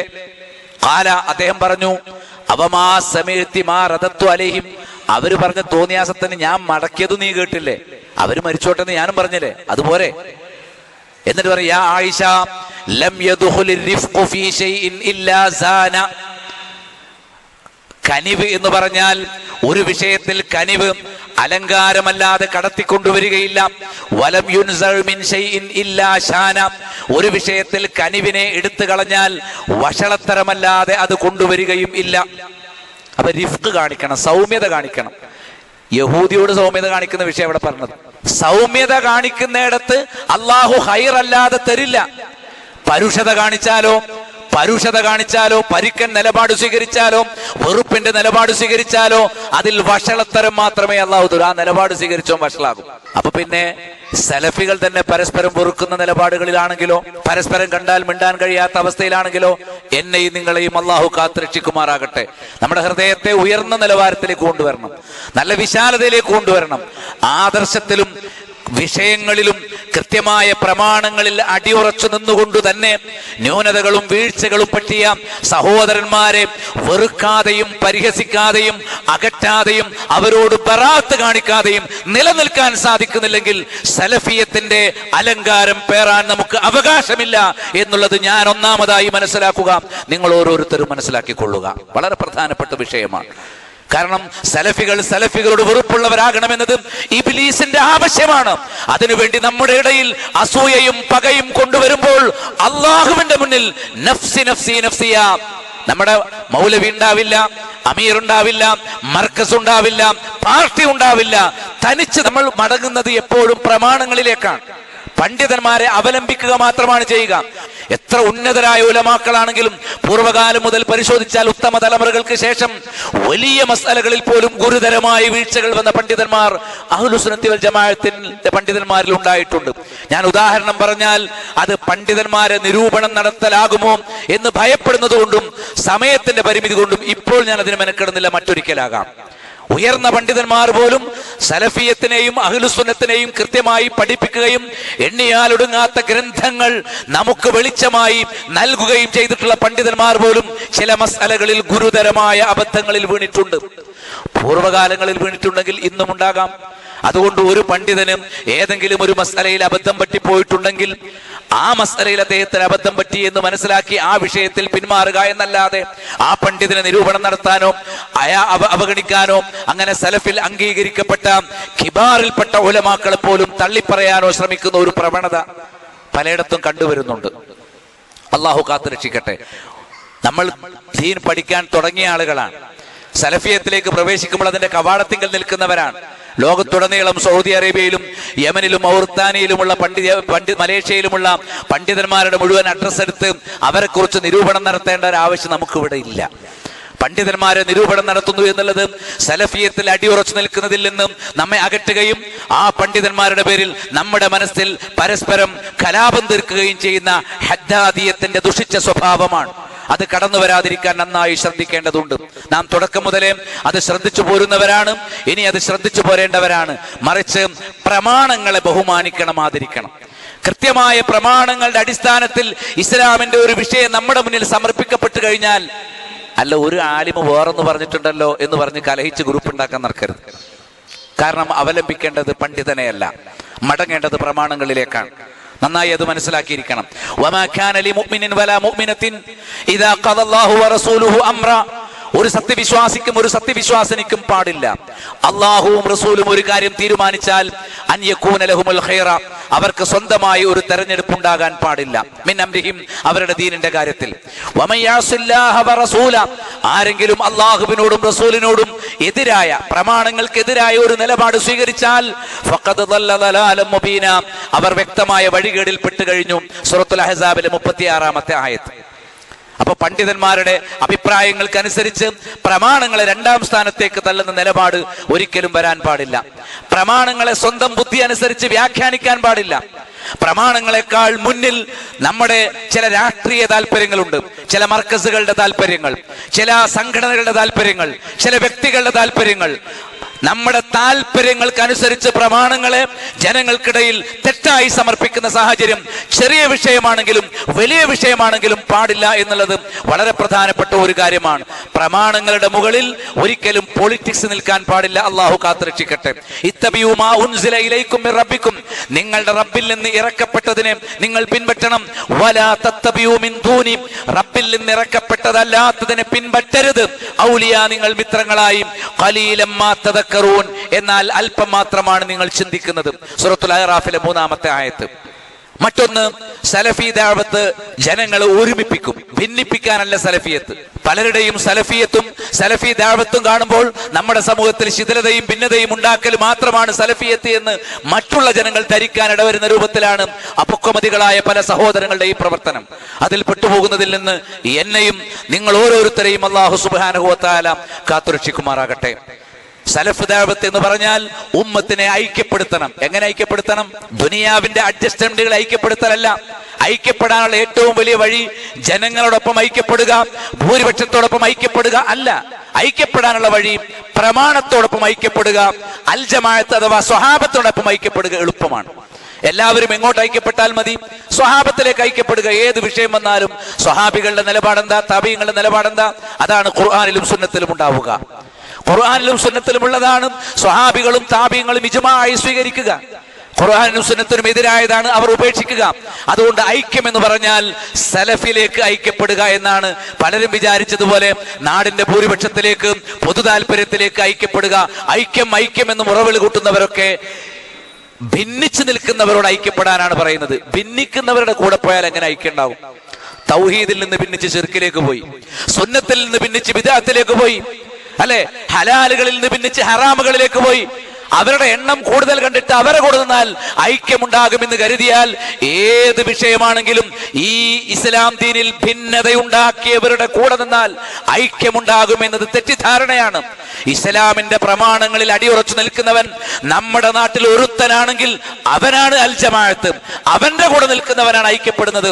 അതുകൊണ്ട് ഐക്യപ്പെടേണ്ടത് പ്രമാണങ്ങളിലേക്കാണ്, ഐക്യപ്പെടേണ്ടത് സലഫിലേക്കാണ്, ഐക്യപ്പെടേണ്ടത് സ്വഹാബികളിലേക്കും താബീങ്ങളിലേക്കും റസൂലുള്ളാഹി സ്വല്ലല്ലാഹു അലൈഹി വസല്ലമിലേക്കുമാണ് എന്ന് മനസ്സിലാക്കുക. വഅതസിമു ബിഹബ്ലില്ലാഹി ജമീഅൻ, അല്ലാഹുവിന്റെ പാശം ഒരുമിച്ച് മുറുകെ പിടിക്കണം. വലാ തഫറഖൂ, നിങ്ങൾ ഭിന്നിക്കരുത്. എന്നാൽ ആളുകൾക്ക് കേവലം മർക്കസുകളുടെ പേരിൽ ഭിന്നിക്കാൻ ഒരു മടിയില്ല, വ്യക്തികളുടെ പേരിൽ ഭിന്നിക്കാൻ ഒരു മടിയില്ല, പാർട്ടികളുടെ പേരിൽ ഭിന്നിക്കാൻ ഒരു മടിയില്ല. എന്നിട്ട് അവനവന്റെ പാർട്ടിയിൽപ്പെട്ടവരോട് മാത്രം ആത്മബന്ധം പുലർത്തുകയും അവരോട് മാത്രം സലാം പറയുകയും അവരോട് മാത്രം ഉള്ളു തുറന്ന് സംസാരിക്കുകയും മറ്റുള്ളവരോടൊക്കെ ബറാഅ് പുലർത്തും. തൗഹീദുള്ളവരാണെങ്കിലും സലഫിയത്തുള്ളവരാണെങ്കിലും അതേ നിലപാട് സ്വീകരിക്കും. എന്നാൽ ശിർക്കിനോടും കുഫറിനോടും ബറാഅത്ത് പുലർത്തേണ്ട രംഗത്തോ അവർ ഈ വിഷയങ്ങൾ മറന്നുപോവുകയും ചെയ്യും. ഇത് വല്ലാത്ത ഒരു ദുരവസ്ഥയാണ്. നന്നായി സൂക്ഷിക്കണം. വലാ തഫറഖൂ, ഭിന്നിക്കരുത്. ഐക്യത്തോടുകൂടി നിൽക്കാൻ സാധിച്ചു എന്നുള്ളത് റബ്ബിൽ നിന്ന് കിട്ടിയ വലിയ ഒരു നിഅമത്താണ്. ഈ ദുനിയാവ് മുഴുവൻ ചെലവഴിച്ചാലും ഭിന്നിപ്പിച്ചവരെ ഐക്യപ്പെടുത്താൻ കഴിയില്ല. അത് റബ്ബിന്റെ നിഅമത്ത് കൊണ്ട് മാത്രം നടക്കുന്ന ഒരു സംഗതിയാണ് എന്നും ഖുർആൻ വ്യക്തമാക്കിയിട്ടുള്ള കാര്യമാണ്. നബി സല്ലല്ലാഹു അലൈഹി വസല്ലമ അദ്ദേഹത്തിന്റെ കൂടെ സത്യവിശ്വാസികൾ കടന്നു വരുന്നത് വരെയും അവരുടെ മുൻകാലങ്ങൾ ഭിന്നതയിലാണ്. ഗോത്രങ്ങളുടെ പേരിൽ ഭിന്നിച്ചു, നാടിന്റെ പേരിൽ ഭിന്നിച്ചു, തറവാടിന്റെയും കുലങ്ങളുടെയും പേരിൽ ഭിന്നിച്ചു. ആ ഭിന്നിച്ച ആളുകൾ നബി സല്ലല്ലാഹു അലൈഹി വസല്ലമയുടെ പേരിൽ വന്നപ്പോൾ പിന്നെ ഗോത്രങ്ങൾക്ക് പ്രസക്തിയില്ല, അവർ ജീവിച്ച നാടിന് പ്രസക്തിയില്ല. എല്ലാവരും ഇസ്ലാമിന്റെയും നബി സല്ലല്ലാഹു അലൈഹി വസല്ലമയുടെ അനുയായി എന്നതിന്റെയും പേരിൽ ഐക്യപ്പെട്ടു നിൽക്കുന്നു. അബൂ ഹുറൈറ റളിയല്ലാഹു അൻഹു നിവേദനം ചെയ്യപ്പെട്ട ഹദീസിൽ കാണാം, അന്ന റസൂലുള്ളാഹി സ്വല്ലല്ലാഹു അലൈഹി വസല്ലം ഖാൽ, റസൂലുള്ളാഹി പറഞ്ഞു, ഇന്നല്ലാഹ യർളാ ലക്കും സലാസ, മൂന്ന് കാര്യങ്ങൾ അല്ലാഹു നിങ്ങൾക്ക് ഇഷ്ടപ്പെട്ടു. വയസ്ഖതു ലക്കും സലാസ, മൂന്ന് കാര്യങ്ങൾ അവൻ നിങ്ങൾക്ക് വെറുക്കുന്നു. യർളാ ലക്കും അൻ തഅബുദു വലാ തുശ്രികൂ ബിഹി ശൈഅ, അല്ലാഹുവെ മാത്രം ആരാധിക്കണം എന്നത് അവൻ നിങ്ങൾക്ക് ഇഷ്ടപ്പെട്ടു, ശിർക്ക് ചെയ്യുന്നതിനെ അവൻ നിങ്ങൾക്ക് വെറുത്തു. വ അൻ തഅതസിമൂ ബിഹബിലില്ലാഹി ജമീഅ, അല്ലാഹുവിന്റെ പാശം അഥവാ ഖുർആൻ എല്ലാവരും ഒരുമിച്ച് മുറുകെ പിടിക്കണം എന്നത് അവൻ ഇഷ്ടപ്പെട്ടു. അതേപോലെ തന്നെ വ അൻ തനാസഹു മൻ വല്ലാഹു അല്ലാഹു അംറക്കും, നിങ്ങളുടെ കാര്യം അല്ലാഹു ഏൽപ്പിച്ച വലിയമാരോട് നസീഹത്ത് പുലർത്തണം എന്നത് അല്ലാഹു ഇഷ്ടപ്പെട്ടു എന്ന് പറഞ്ഞിട്ട് അല്ലാഹു പറഞ്ഞു, വയസ്ഖത്തുലക്കും, നിങ്ങൾക്ക് അവൻ വെറുക്കുന്നു. ഖീല വഖാൽ, നിങ്ങൾ കണ്ടതും കേട്ടതും പറയുക, തെളിവില്ലാത്ത കാര്യങ്ങൾ ദീനായി അവതരിപ്പിക്കുക. വൈളാഅത്തുൽ മാൽ, ധനം പാഴാക്കുക. വകസ്റത്തു സുആൽ, അന്യായമായ അനാവശ്യമായ ഇസ്രായേലി ചോദ്യങ്ങൾ ഉന്നയിച്ചു കൊണ്ടിരിക്കുക. ഇതൊക്കെ അല്ലാഹു വെറുക്കുന്ന കാര്യങ്ങളാണ്. അനസ് റളിയല്ലാഹു അൻഹു പറഞ്ഞു, അന്ന റസൂലുള്ളാഹി സ്വല്ലല്ലാഹു അലൈഹി വസല്ലം ഖാൽ, റസൂലുള്ളാഹി പറഞ്ഞിരിക്കുന്നു, യാ മഅ്ശറൽ അൻസ്വാർ, ഓ അൻസ്വാർ സമൂഹമേ, അലം അയ്യുക്കും ളുല്ലാലൻ ഫഹദാകുമുല്ലാഹു ബി, നിങ്ങൾ വഴിയറിയാതെ ലലാലത്തിലായിരുന്നില്ലേ, ഞാൻ മുഖേന അല്ലാഹു നിങ്ങൾക്ക് ഹിദായത്ത് നൽകിയില്ലേ. വഅദാൻ, നിങ്ങൾ പരസ്പരം ശത്രുക്കളായിരുന്നില്ലേ. ഫഅല്ലഫല്ലാഹു ബൈന ഖുലൂബികും ബി, ഞാൻ മുഖേന നിങ്ങളുടെ ഹൃദയങ്ങളിൽ അല്ലാഹു ഇണക്കം നൽകിയില്ലേ. സുമ്മഖാലഹും, എന്നിട്ട് റസൂൽ ചോദിച്ചു, അലാ തഖൂലൂന അതൈതനാ ത്വരീദൻ ഫആവൈനാക്, നിങ്ങൾ പറയാറുണ്ടായിരുന്നില്ലേ, നാട്ടി അകറ്റപ്പെട്ടവരായി താങ്കൾ ഞങ്ങളുടെ അരികിലേക്ക് വന്നു, അപ്പോൾ ഞങ്ങൾക്ക് നിങ്ങൾ അഭയം നൽകി എന്ന് പറയാറില്ലേ. വഹായിഫൻ, താങ്കൾ ഭയന്നവനായി ജീവിക്കേണ്ട സാഹചര്യത്തിൽ ഫആമന്ന, താങ്കൾക്ക് ഞങ്ങൾ നിർഭയത്വം നൽകി എന്ന് പറയാറില്ലേ. വമഖ്ദൂലൻ, ഞാൻ എൻ്റെ നാട്ടുകാരാൽ കൈയൊഴിക്കപ്പെട്ടവനായപ്പോൾ ഫനസർനാക്, ഞങ്ങൾ താങ്കളെ സഹായിച്ചു എന്ന് നിങ്ങൾ എന്നോട് പറയാറില്ലേ. ഫഖാലു, അവർ പറഞ്ഞു, ബല്ലില്ലാഹിൽ മന്നു അലൈനാ വലിറസൂലി, തീർച്ചയായിട്ടും അനുഗ്രഹം എന്നാൽ അത് ഞങ്ങൾക്ക് ലഭിക്കുന്നത് അല്ലാഹുവിൽ നിന്നാണ്, അള്ളാഹുവിന്റെ നിശ്ചയപ്രകാരം റസൂൽ മുഖേനയുമാണ്. അവരെ തിരുത്തി, അവരുടെ ഇടയിലുണ്ടായ ഒരു അഭിപ്രായ വ്യത്യാസം, അവർക്കിടയിൽ ഒരു അഭിപ്രായ വ്യത്യാസമുണ്ടായി, ഒരു കലഹമുണ്ടായി, അങ്ങോട്ടും ഇങ്ങോട്ടും ബഹളമുണ്ടായി. അപ്പോൾ നബി സല്ലല്ലാഹു അലൈഹി വസല്ലം അവരോട് ചോദിച്ചു, അള്ളാഹു നിങ്ങൾക്ക് നൽകിയ നിഅമത്തുകൾ നിങ്ങൾ മറന്നുപോയോ? ചുരുക്കി പറഞ്ഞാൽ വഅല്ലഫ ബൈന ഖുലൂബിഹിം, സത്യവിശ്വാസികളുടെ ഹൃദയങ്ങൾക്കിടയിൽ അല്ലാഹു ഇണക്കമുണ്ടാക്കി. ലൗ അൻഫഖത മാ ഫിൽ അർളി ജമീഅൻ, ഭൂമിയിലുള്ള മുഴുവൻ സമ്പാദ്യങ്ങളും നീ ചെലവഴിച്ചാലും മാ അല്ലഫ്ത ബൈന ഖുലൂബിഹിം, അവർക്കിടയിൽ നീ ഇണക്കമുണ്ടാക്കില്ല. വലാകിന്നല്ലാഹ അല്ലഫ ബൈനഹും, മറിച്ച് അല്ലാഹു അവർക്കിടയിൽ ഇണക്കമുണ്ടാക്കി. ഇന്നഹു അസീസുൻ ഹകീം, അല്ലാഹു ഇസ്സത്തും ഹിക്മത്തും ഉള്ളവനാണ്. അതുകൊണ്ട് ഇണക്കത്തോടെ ആദർശത്തിന്റെ അടിത്തറയിൽ മുന്നോട്ട് പോകുക നമ്മുടെ ബാധ്യതയാണ്. മറ്റൊന്ന് സലഫിയത്ത് എന്ന് പറഞ്ഞാൽ വസത്തിയത്താണ്. ഉമ്മത്ത് വസത്ത് എന്ന് പറഞ്ഞു. വസത്ത് എന്നാൽ മധ്യമ മാർഗം. മധ്യമം എന്ന് പറഞ്ഞാലും തെറ്റിദ്ധരിക്കപ്പെട്ടിട്ടുണ്ട്. ഒരാൾ താടി നീട്ടി വളർത്തണം എന്ന് പറഞ്ഞു, ഒരാൾ താടി വടിക്കണം എന്ന് പറഞ്ഞു. അപ്പൊ മൂന്നാമതൊരുത്തം വന്നിട്ട് നമുക്ക് താടി കുറച്ചു വെക്കാം, അതല്ല മധ്യമം. താടിയെ കുറിച്ച് നബി സല്ലല്ലാഹു അലൈഹി വസല്ലം എന്താണോ പറഞ്ഞത് അതാണ് മധ്യമം. അപ്പൊ ഒരാൾ താടി നീട്ടി വളർത്തിയാൽ ആ മധ്യമത്തിൽ അയാൾ നിൽക്കും. താടി വടിച്ചു കളഞ്ഞാൽ അയാൾ ഒരു ഭാഗത്തേക്ക് തെറ്റി, താടി കൊടിച്ചു വളർത്തിയാലും അയാൾ തെറ്റി. അതാണ് ശ്രദ്ധിക്കേണ്ടത്, കൃത്യമായ നിലപാട്. ഒരു മൈതാനത്തെ മദ്യം എന്നതുകൊണ്ട് ഉദ്ദേശിക്കുന്നത് അതിന്റെ ഒത്ത നടുഭാഗമല്ല, മനസ്സിലായില്ലേ? സ്കെയിൽ പിടിച്ചിട്ട് നടു കിട്ടുന്ന ഭാഗമല്ല. വസത്തുൽ വാദി എന്ന് പറഞ്ഞാൽ അക്സറുഹാ കലഅൻ വഅഖ്സബുഹു, ഒരു താഴ്വരയിൽ എവിടെയാണ് കൂടുതൽ പുല്ല് കിട്ടുന്നത്, കൂടുതൽ വെള്ളമുണ്ടാകുന്നത് എവിടെയാണ്, ഭക്ഷണം കിട്ടുന്നത് എവിടെയാണ്, അതാണ് അതിന്റെ ഏറ്റവും പ്രധാനപ്പെട്ട ഭാഗം. ദീനിന്റെ ഏറ്റവും കൃത്യമായ കൽപ്പനക്കാണ് വസത്ത്. ഉമ്മത്ത് വസത്ത് എന്ന് പറഞ്ഞാൽ എന്താണോ കൽപ്പിച്ചത് അത് അങ്ങനെ പാലിക്കണം. അതിനാണ് ഇസ്തിഖാമത്ത് എന്ന് പറയുക. ഫസ്തഖിം കമാ ഉമിർത, നിന്നോട് എങ്ങനെയാണോ കൽപ്പിച്ചത് അതേ പ്രകാരം നീ നിലകൊള്ളണം. ആ ആയത്ത് കേട്ട് നബി പേടിച്ചുപോയി. നബി സല്ലല്ലാഹു അലൈഹി വസല്ലമയുടെ തലമുടി നാരുകളിൽ 20 എണ്ണം നരച്ചു പോയത് ഈ ആയത്ത് കേട്ടിട്ടാ. കൽപ്പന എങ്ങനെ, ഓരോ വിഷയം, തൗഹീദിൽ എന്താ കൽപ്പന, അതിൽ അങ്ങനെ സ്വീകരിക്കണം. ഐക്യത്തിന്റെ കാര്യത്തിൽ എന്താ കൽപ്പന? അതങ്ങനെ സ്വീകരിക്കണം. എങ്ങനെ നിസ്കരിക്കണം എന്നാ പറഞ്ഞത്? എങ്ങനെ സക്കാത്ത് കൊടുക്കണം എന്നാ പറഞ്ഞത്? എങ്ങനെ ഹജ്ജ് ചെയ്യണം എന്നാ പറഞ്ഞത്? അതുപോലെ ചെയ്യണം. നമ്മുടെ വക തീവ്രത കാണിക്കാൻ പാടില്ല. അല്ലെ? ആളുകൾ ചർച്ച ചെയ്യുന്നത് ഹജ്ജിന് നടന്നിട്ട് പോയാൽ കൂടുതൽ കൂലി കിട്ടുമെന്നാ. അള്ളാഹു തന്ന നിയാമത്തുകളൊക്കെ തള്ളിക്കളഞ്ഞ് നടന്ന് ഹജ്ജിന് പോകുന്നത് കുറ്റകരമായ സംഗതിയൊന്നുമല്ല. ഖുർആനിലുണ്ട് റിജാലൻ, അവർ നിന്റെ അരികിലേക്ക് നടന്നുകൊണ്ടുവരും. അത് മനസ്സിലാക്കിയിട്ട് ഒരാൾ നടന്നു വന്നാൽ നല്ലത്. അല്ലാതെ വ്ളോഗ് ചെയ്യാൻ വേണ്ടിയും ആളുകളെ മുന്നിൽ പ്രദർശിപ്പിക്കാൻ വേണ്ടിയും പേരെടുക്കാൻ വേണ്ടിയും പത്രത്തിൽ എല്ലാ ദിവസവും വാർത്ത വരാൻ വേണ്ടിയും ആ പണിയെടുത്താൽ പിന്നെ അതിനെ ഹജ്ജിന് പോണത്? അള്ളാഹു സുബ്ഹാനഹു വ തആല കാത്തു രക്ഷിക്കട്ടെ. പിന്നെ അള്ളാഹു തന്ന നിയമത്തിനെ നമ്മൾ എന്തിനാ തള്ളിക്കളയുന്നത്? നബി സല്ലല്ലാഹു അലൈഹി വസല്ലം 2 കാര്യം വന്നാൽ എളുപ്പമുള്ളത് സ്വീകരിക്കുന്നു പറഞ്ഞല്ലോ. വാഹനത്തിൽ പോകാൻ എത്ര എളുപ്പമാണ് അല്ലെ? ഒരു ദിവസം കൊണ്ട് ഹജ്ജ് ചെയ്യേണ്ട സ്ഥലത്തെത്താം. അതിനെന്തിനാണ് ഒരു വർഷത്തെ യാത്ര? അപ്പൊ അതിനൊരു കാരണം വേണം. ഒരു കാര്യമില്ലാതെ നബി സല്ലല്ലാഹു അലൈഹി വസല്ലമയുടെ മുമ്പാകെ നടന്നു പോകാൻ, ഹജ്ജിന് നടന്നു പോകാൻ നേർച്ചയാക്കിയ ഒരാളെ കുറിച്ച് വിവരമെത്തിയപ്പോൾ റസൂലുള്ളാഹി സ്വല്ലല്ലാഹു അലൈഹി വസല്ലം പറയുകയുണ്ടായി, എന്ത്? വാഹനത്തിൽ കയറി പോകാൻ പറ. പ്രയാസപ്പെടാൻ നബി അനുവദിക്കുന്നില്ല. എന്നാൽ നബി നടക്കൽ പ്രത്യേകമാക്കിയ ചില സുന്നത്താക്കിയ ചില സ്ഥലങ്ങളുണ്ട്. അതേ നമ്മൾ നടന്നു പോകണം. നമ്മൾ താമസിക്കുന്ന സ്ഥലത്ത് നിന്ന് പള്ളിയിലേക്ക് നമുക്ക് നടന്നു പോകാം. ഒതുവെടുത്ത് നടന്നു പോകുന്ന ഓരോ കാൽപാദത്തിനും കൂലിയുണ്ട്. അതിന് നാട്ടിൽ നിന്ന് കിലോമീറ്ററുകൾ നടന്നു പോകേണ്ടതില്ല. നബി സല്ലല്ലാഹു അലൈഹി വസല്ലം നടന്നു പോയിട്ടല്ല ഹജ്ജ് ചെയ്തിട്ടുള്ളത്. മനസ്സിലായില്ലേ? ഇപ്പൊ തവാഫ് ചെയ്യൽ, നടന്ന് തവാഫ് ചെയ്യുന്നതിനാണ് കൂടുതൽ കൂലി വാഹനത്തിൽ തവാഫ് ചെയ്യുന്നതിനേക്കാളും. എന്നിട്ടും നബി സല്ലല്ലാഹു അലൈഹി വസല്ലം വാഹനത്തിൽ തവാഫ് ചെയ്തിട്ടുണ്ട്. എന്തിന്? ജനങ്ങൾക്ക് എളുപ്പമുള്ളത് കിട്ടാൻ. നബി വാഹനത്തിൽ തവാഫ് ചെയ്താൽ പിന്നെ ആളുകൾക്ക് വാഹനത്തിൽ തവാഫ് ചെയ്യാൻ മടി ഉണ്ടാവില്ലല്ലോ. പ്രയാസപ്പെടുന്ന ആളുകൾക്ക് എളുപ്പമുണ്ടാകാൻ നബി സല്ലല്ലാഹു അലൈഹി വസല്ലമ അത്തരം രീതികൾ സ്വീകരിച്ചിട്ടുണ്ട്. അപ്പോൾ 2 അറ്റങ്ങൾ, ഒന്നിന് ഇഫ്രാത്ത് എന്ന് പറയും, ഒന്നിന് തഫ്രീത്ത് എന്ന് പറയും. ഇഫ്രാത്ത് എന്ന് പറഞ്ഞാൽ അതിരുവിടൽ, തഫ്രീത്ത് എന്ന് പറഞ്ഞാൽ ഉള്ളതിനെ നഷ്ടപ്പെടുത്തൽ. ഇസ്ലാം എന്താണോ പറഞ്ഞതിനേക്കാളും കൂടുതൽ ചെയ്യരുത്. ഇസ്ലാം നോമ്പെടുക്കാൻ പറഞ്ഞു പകല്. ഒരാൾ രാത്രിയും പകലും നോമ്പെടുക്കാൻ തീരുമാനിച്ചു, അത് തോന്നിയാസാണ്. ഫമൻ റഗിബ അൻ സുന്നത്തി ഫലൈസ മിന്നി, എന്റെ സുന്നത്തിനെതിരെ നിൽക്കുന്ന എണ്ണിപ്പെട്ടവനല്ല. 1.5 ദിവസം നോമ്പെടുക്കാനാണ് ഏറ്റവും കൂടുതൽ നോമ്പെടുക്കുന്നവരെ അള്ളാഹുവിന്റെ റസൂൽ അനുവദിച്ചത്. എല്ലാ ദിവസവും നോമ്പെടുത്താലോ? ഫമൻ റഗിബ അൻ സുന്നത്തി ഫലൈസ മിന്നി. അതാണ് അതിരുവിടൽ, ഇഫ്രാത്ത്. തഫ്രീത്ത് എന്ന് പറഞ്ഞാൽ പറഞ്ഞതും ചെയ്യൂല. 5 നേരം നിസ്കരിക്കാൻ പറഞ്ഞോ 3 നേരം നിസ്കരിക്കും, അല്ലെങ്കിൽ മര്യാദക്ക് നിസ്കരിക്കൂല, ജമാഅത്തിന് പങ്കെടുക്കൂല. കൽപ്പിച്ച കാര്യം കൃത്യമായി ചെയ്യാതിരിക്കുന്നതാണ് നമുക്കൊക്കെയുള്ള തഫ്രീത്താണ്. ഇഫ്രാത്തിനേക്കാൾ കൂടുതൽ നമ്മുടെ സമൂഹത്തിൽ കാണുന്നതാണ് പറഞ്ഞത് കൃത്യമായിട്ട് ചെയ്യില്ല. വസ്ത്രം ധരിക്കാൻ പറഞ്ഞാൽ എന്ത് ചെയ്യണം? നെര്യാണിക്ക് മീതെയാണെങ്കിൽ നെര്യാണിക്ക് മീതെ. അപ്പൊ ആളുകൾ എന്ത് ചെയ്യും? നെര്യാണിയുടെ താഴെ പോകും. അത് തഫ്രീത്താണ്. സ്ത്രീകളോട്, പ്രത്യേകിച്ച് യുവതികളായ സ്ത്രീകൾ, അവരുടെ സൗന്ദര്യം അന്യപുരുഷന്മാരുടെ മുന്നിൽ വെളിപ്പെടുത്താൻ പാടുള്ളതല്ല. വൃദ്ധകളോട് പോലും അവരുടെ സൗന്ദര്യം വെളിപ്പെടുത്തരുത്. അതാണ് നിങ്ങൾക്ക് ഏറ്റവും ഇഫത്ത് എന്നാണ് ഖുർആൻ പറഞ്ഞത്.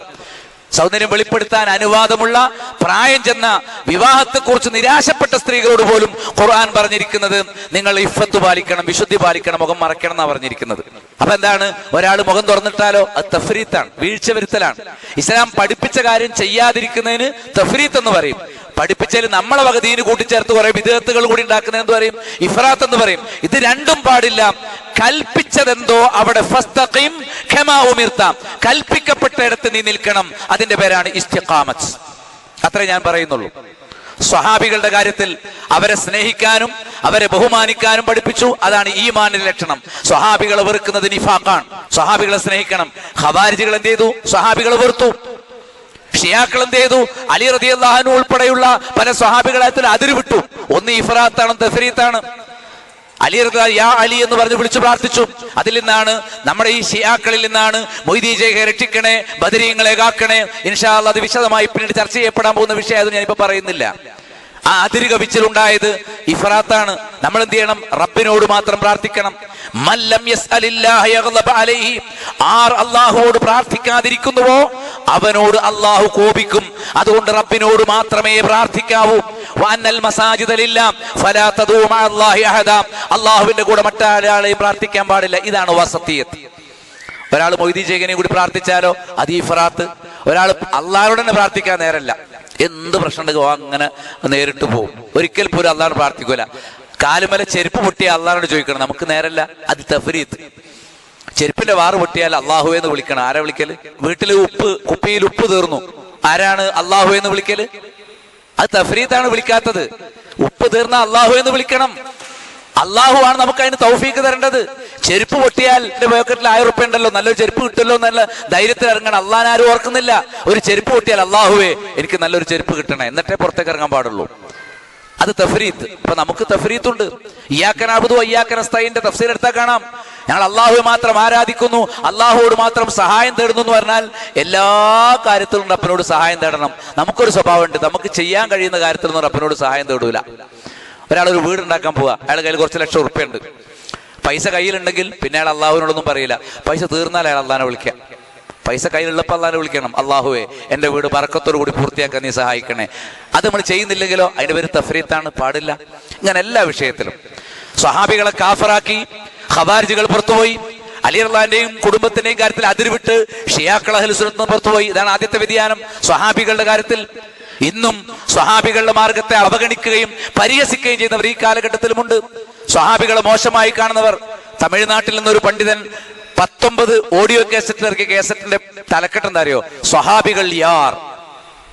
ആരാണ് സ്വഹാബികൾ? അയാളെ കാസറ്റാ. അതിൽ പഠിപ്പിക്കുന്ന മുഴുവൻ എന്താ അറിയോ? സ്വഹാബികൾ എന്ന് പറഞ്ഞാൽ നമ്മൾ അത്രയും അവർക്ക് ബുദ്ധി നിലവാരമല്ല, കാരണം അവർ 6-ാം നൂറ്റാണ്ടിൽ ജീവിച്ചവരാ. ഖുർആനിൽ പറഞ്ഞ പല കാര്യം ഇന്ന് നമുക്കാ മനസ്സിലാവുക, നമുക്ക് ശാസ്ത്രം അറിയാം. നഹൂദുബില്ല. ദീനിന്റെ കാര്യത്തിൽ സ്വഹാബികളെ പരിഗണിക്കണമെന്ന് പറഞ്ഞപ്പോൾ സ്വഹാബികളെ തള്ളിക്കളഞ്ഞ് ഇഖ്വാനിയത്തിന്റെ മാതൃകയിലേക്കും സുറൂറിയത്തിന്റെ മാതൃകയിലേക്കും കയറിയ ഒരു പണ്ഡിതൻ സ്വഹാബികളെ നിരൂപണം നടത്തി 19 പ്രഭാഷണം തിരുവനന്തപുരത്ത് ചേർത്ത് ഞാൻ കേട്ടിട്ടുണ്ട്. ഞാൻ ഉദാഹരണം പറഞ്ഞ കേട്ടോ. ഇതെന്താ സംഭവിച്ചത്? അന്നത്തെ വ്യതിയാനം എന്നും വരുന്നു. രണ്ടാമത്തെ വ്യതിയാനം വന്നത് ഖദറിന്റെ വിഷയത്തിലാണ്. ഒരു വിഭാഗം ഖദറിനെ പാടെ നിഷേധിച്ചു. ഖവാരിജുകളെ പോലുള്ള ആളുകൾ ഖദരിയാക്കൾ എന്ന് അവരറിയപ്പെട്ടു. അവര് വൻകുറ്റങ്ങൾ ചെയ്തവർ പോലും നരകത്തിൽ പോകുമെന്ന് പറഞ്ഞു. വൻകുറ്റങ്ങൾ ചെയ്തയാൾ തൗബ ചെയ്താൽ അള്ളാഹു മാപ്പ് കൊടുക്കും, മശീഅത്തിന്റെ കീഴിലാണ്. കാരണം എന്താ? വയഗ്ഫിറു മാ ദൂന ദാലിക ലിമൻ യശാ. ശിർക്കിന് താഴെയുള്ള കുറ്റങ്ങൾ അള്ളാഹു അവരുദ്ദേശിക്കുന്നവർക്ക് മാപ്പ് നൽകുമെന്ന് പഠിപ്പിച്ചിട്ടുള്ള കാര്യമാണ്. എന്നാൽ എന്ത് ചെയ്തു? വൻകുറ്റങ്ങൾ ചെയ്തവർ ഒരിക്കലും രക്ഷപ്പെടില്ല, അവൻ തനിച്ച കാഫറാണ് എന്ന് പറഞ്ഞു. എന്നാലോ ശരിക്കും കാഫറായി കാണേണ്ടവരെ ഖവാരിജികൾ പ്രത്യേകം എന്താ? അവർ തൗഹീദുള്ള ആളുകൾക്കെതിരെ ആയുധമെടുത്തു, ഷിർക്കിന്റെ ആളുകൾ വെറുതെ വിട്ടു. ശരിക്കും ഷിർക്ക് ചെയ്യുന്ന ആളുകളെ നിസ്സാരമായി കാണുകയും തൗഹീദ് പഠിപ്പിക്കുന്ന ആളുകളിൽ അഖീദയിലും മനഹജിലും വ്യതിയാനം ആരോപിക്കുകയും ചെയ്യുന്ന അവസ്ഥയിലേക്ക് എത്തിപ്പോകുന്നത് വളരെ ദുഃഖകരമായ സംഗതിയാണ്. അള്ളാഹു വിശാലതയും പക്വതയും നമ്മുടെ സഹോദരന്മാർക്ക് പ്രദാനം ചെയ്യുമാറാകട്ടെ. കാരണം എന്താ? തൗഹീദിനെ നമ്മൾ അത്രയേറെ അവലംബിക്കണം, പരിഗണിക്കണം. ചുരുക്കി പറഞ്ഞാൽ അള്ളാഹുവിന്റെ നാമവിശേഷണങ്ങൾ ഒന്ന് ഖദറിൽ നിഷേധിച്ച ഒരു കൂട്ടർ, വേറൊരു കൂട്ടർ ഖദറിനെ മാത്രം അവലംബിച്ച് ഇബാദത്തുകൾ കുറവാണ്. തബ്ലീഗ് ജമാഅത്തിലെ വിഭാഗം എന്ത് വിധേയത്ത് ചെയ്താലും അവർക്ക് സാരല്ല, ഇത്ര കുഫർ ചെയ്താലും അള്ളാഹു ഒക്കെ പുറത്തു മാപ്പ, അവർ കാഫറാണെന്ന് നമ്മൾ പറയേണ്ട. തനിച്ച കുഫറും ശിർക്കും ചെയ്താലും സാരല്ല, പോട്ടെ, ലാ ഇലാഹ ഇല്ലല്ലാഹ് ഉണ്ടല്ലോ, നിസ്കരിക്കുന്നുണ്ടല്ലോ, അത് മതി. അങ്ങനെ അലംഭാവം കാണിക്കുക. അങ്ങനെ എന്ത് ചെയ്തു? അത്തരമൊരു മാർഗം സ്വീകരിച്ചു. ഖദറിനെ അവർ അവലംബിച്ചു. ഖദർ മതി, അമല് വേണ്ട. എന്നാൽ അമലും ഖദറും ഒരുപോലെ അള്ളാഹുവിന്റെ വിധി അനുസരിച്ചാണ് എല്ലാ കാര്യങ്ങളും. അമലുകൾ നമ്മുടെ ബാധ്യതയാണ് എന്നുള്ളതാണ് അഹ്ലു സുന്നത്തിന്റെ നിലപാട്. മറ്റൊന്ന് അള്ളാഹുവിന്റെ നാമവിശേഷണങ്ങൾ. അള്ളാഹുവിനെ മനസ്സിലാക്കേണ്ടതുപോലെ മനസ്സിലാക്കുന്നില്ല. അള്ളാഹുവിന് ഖുർആനിൽ വന്ന സ്വഹീഹായ ഹദീസുകളിൽ വന്ന പേര് കൊണ്ടല്ലാതെ അള്ളാഹുവിനെ നമ്മൾ വിളിക്കാൻ പാടില്ല. വലില്ലാഹിൽ അസ്മാഉൽ ഹുസ്ന ഫദൂഹു ബിഹാ. അള്ളാഹുവിന് ഉത്തമ നാമങ്ങളുണ്ട്, ആ നാമങ്ങൾ കൊണ്ട് അള്ളാഹുവിനെ വിളിച്ചു പ്രാർത്ഥിക്കണമെന്നാണ് പഠിപ്പിച്ചത്. അല്ലാതെ പടച്ചോനെ, തമ്പുരാനെ, ദൈവമേ എന്നൊന്നും അള്ളാഹിനെ വിളിക്കരുത്. ഈശ്വര എന്നൊന്നും അള്ളാഹിനെ വിളിക്കാൻ പാടില്ല. എന്തുകൊണ്ട് വിളിക്കാൻ പാടില്ല? അള്ളാഹുവിന് അങ്ങനെ പേരില്ല.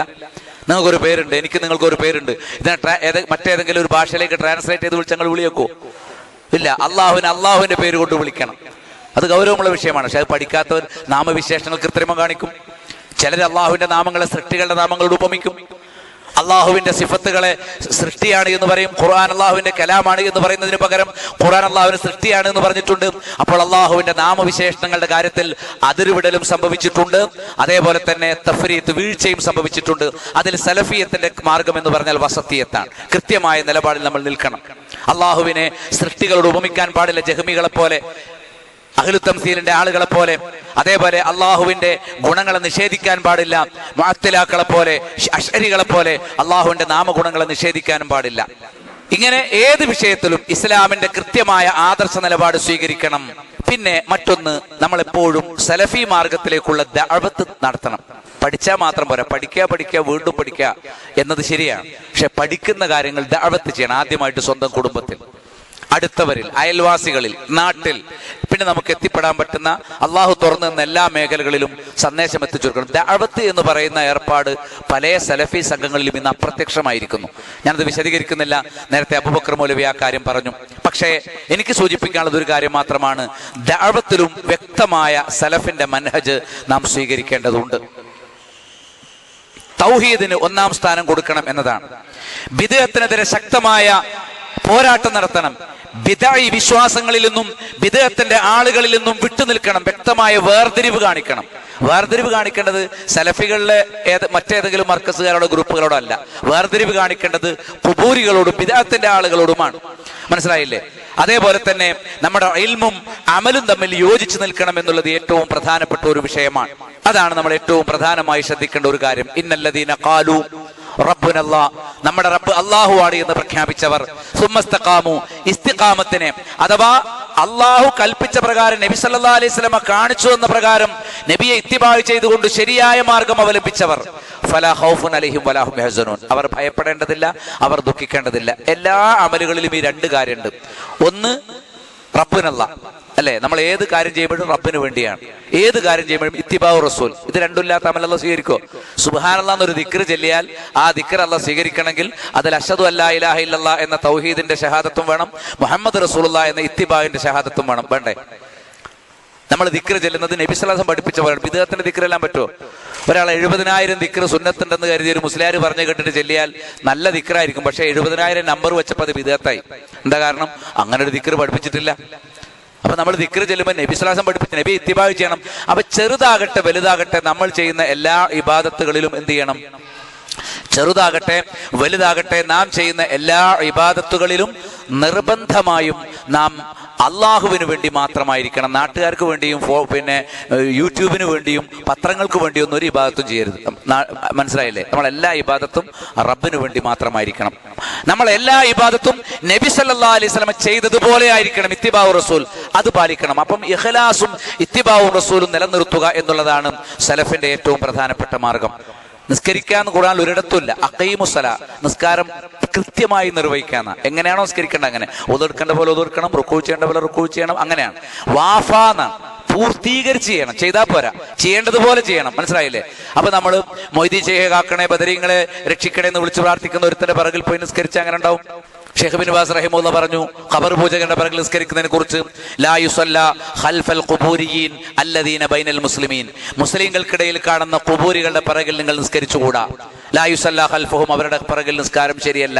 ലിഅന്ന സ്വലാത്ത ലാ തസിഹു ഖൽഫൽ മുശ്രിക്, ശിർക്ക് ചെയ്യുന്നവന്റെ പിറകിലുള്ള നിസ്കാരം സ്വഹീഹല്ല. നമ്മളെ നിസ്കാരം ശരിയാവില്ല, അതാ പ്രശ്നം. ഓന്റെ പിറകിൽ നിൽക്കണോ നിൽക്കണ്ടേ എന്നുള്ള രണ്ടാമത്തെ വിഷയം. മൊയ്തീൻ ഷെയ്ഖെ കാക്കണേ, ബദരീങ്ങളെ രക്ഷിക്കണേ എന്നൊരു മുസ്ലിയാർ ഒരു പള്ളിയിൽ ഇമാമത്ത് നിൽക്കണമെങ്കിൽ, ഒരു പള്ളിയിൽ ഖത്തീബാക്കണമെങ്കിൽ അയാളുടെ ഒന്നാമത്തെ യോഗ്യത മൊയ്തീൻ ഷെയ്ഖെ രക്ഷിക്കണമെന്ന് അയാളെ സമ്മതിക്കണം. കുത്തുബിയത്ത് ചെല്ലാൻ തയ്യാറുള്ളവനെ നമ്മുടെ നാട്ടിലെ സമസ്തക്കാരന്റെ പള്ളിയിൽ ഇമാമാക്കി വെക്കുള്ളൂ. പിന്നെ ഓനെ ശിർക്ക് ചെയ്യുന്നതാണ് അല്ലേന്ന് ഗവേഷണം നടത്തേണ്ട ഒരു ആവശ്യം പോലും വരുന്നില്ല. സാധാരണക്കാരെ കുറിച്ചല്ല ഞാനിത് പറയുന്നത്. ബഹുജനങ്ങളെ കുറിച്ച് നമ്മളിത് വ്യാപകമായി ആരോപിച്ചുകൂടാ. പക്ഷേ ഇവിടെയുള്ള പണ്ഡിതന്മാർ, യാതൊരു സംശയവും നിങ്ങൾക്ക് വേണ്ട, ശിർക്കിന്റെ പ്രചാരകരായിട്ടുള്ളവർ അവരുടെ പിറകിൽ നിസ്കരിച്ചുകൂടാ. അവരർത്ഥം നമുക്ക് ഭക്ഷിച്ചുകൂടാ. ഇൻഷാ അല്ലാഹ് അതിന്റെ വിശദാംശങ്ങൾ പിറകെ വരാനിരിക്കുന്നു. ഇത് ഗൗരവമുള്ളൊരു സംഗതിയാണ്. എന്തുകൊണ്ട് നമുക്ക് നമ്മുടെ അഖീദ നഷ്ടപ്പെട്ടു പോകുന്നു? പല കാരണങ്ങളുണ്ട്. ഒന്ന്, നമ്മുടെ കുടുസായ ജീവിതം, ദുനിയാവും എനിക്ക് നഷ്ടപ്പെട്ടു പോകരുത് എന്നുള്ളൊരു ചിന്ത. വിശാലമായ ജീവിതം പരലോകത്തല്ലേ, നമുക്ക് കുടുസായ ജീവിതം മതി. ഫൈനലഹു മഈശത്തൻ ലങ്ക എന്നല്ലേ, അവന് കുടുസായ ജീവിതം ഉണ്ട്, നമുക്ക് കുടുസായ ജീവിതം, ദുനിയാവിലുള്ള സന്തോഷം മതി. അതുകൊണ്ടാണ് നമ്മൾ എന്ത് ചെയ്യുന്നത്?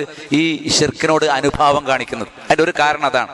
ശരിയായ അഖീദ വരുന്നത് ഈ കുടുസായ ജീവിതത്തെ നമ്മൾ പെട്ടുപോയി. ഫമൻ അഅറദ അൻ ദിക്രി ഫഇന്നലഹു മഈശത്തൻ ലങ്ക, ദുനിയാവിന്റെ ജീവിതത്തിൽ നമ്മൾ കുടുങ്ങിപ്പോകുന്നതും പരലോകത്തെ ജീവിതം നമ്മൾ നഷ്ടപ്പെടുത്തി കളയുന്നതും അള്ളാഹുവിന്റെ ദിക്റിനെ അവഗണിച്ചത് കൊണ്ടാണ് എന്ന് സൂറത്ത് ത്വാഹയിലെ 124 ആയത്തിൽ കാണാം. പിന്നെ ജനങ്ങൾക്കിടയിൽ വരുന്ന അനാനിയത്ത്, ഞാനാണ് വലുതെന്ന തോന്നൽ.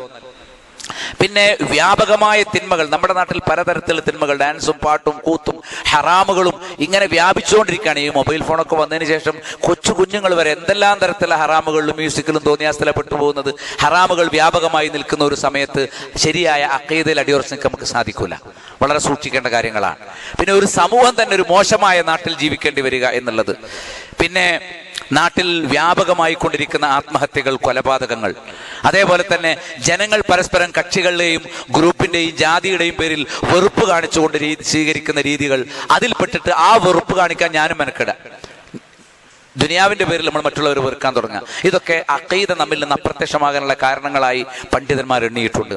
സങ്കല്പങ്ങളെയും ഊഹങ്ങളെയും മുറി അറിവുകളുടെയും പിന്നാലെ സഞ്ചരിക്കുക, അതേപോലെ തന്നെ നമ്മുടെ നാട്ടിലേക്ക് കടുത്ത നാശങ്ങളും നഷ്ടങ്ങളും കടന്നു വരിക, യഥാർത്ഥ ജീവിതം നമ്മുടെ മനസ്സിൽ നിന്ന് വിട്ടു, പരലോകം നമ്മിൽ നിന്ന് വിട്ടുപോവുക. ഞാൻ ചുരുക്കാണ്.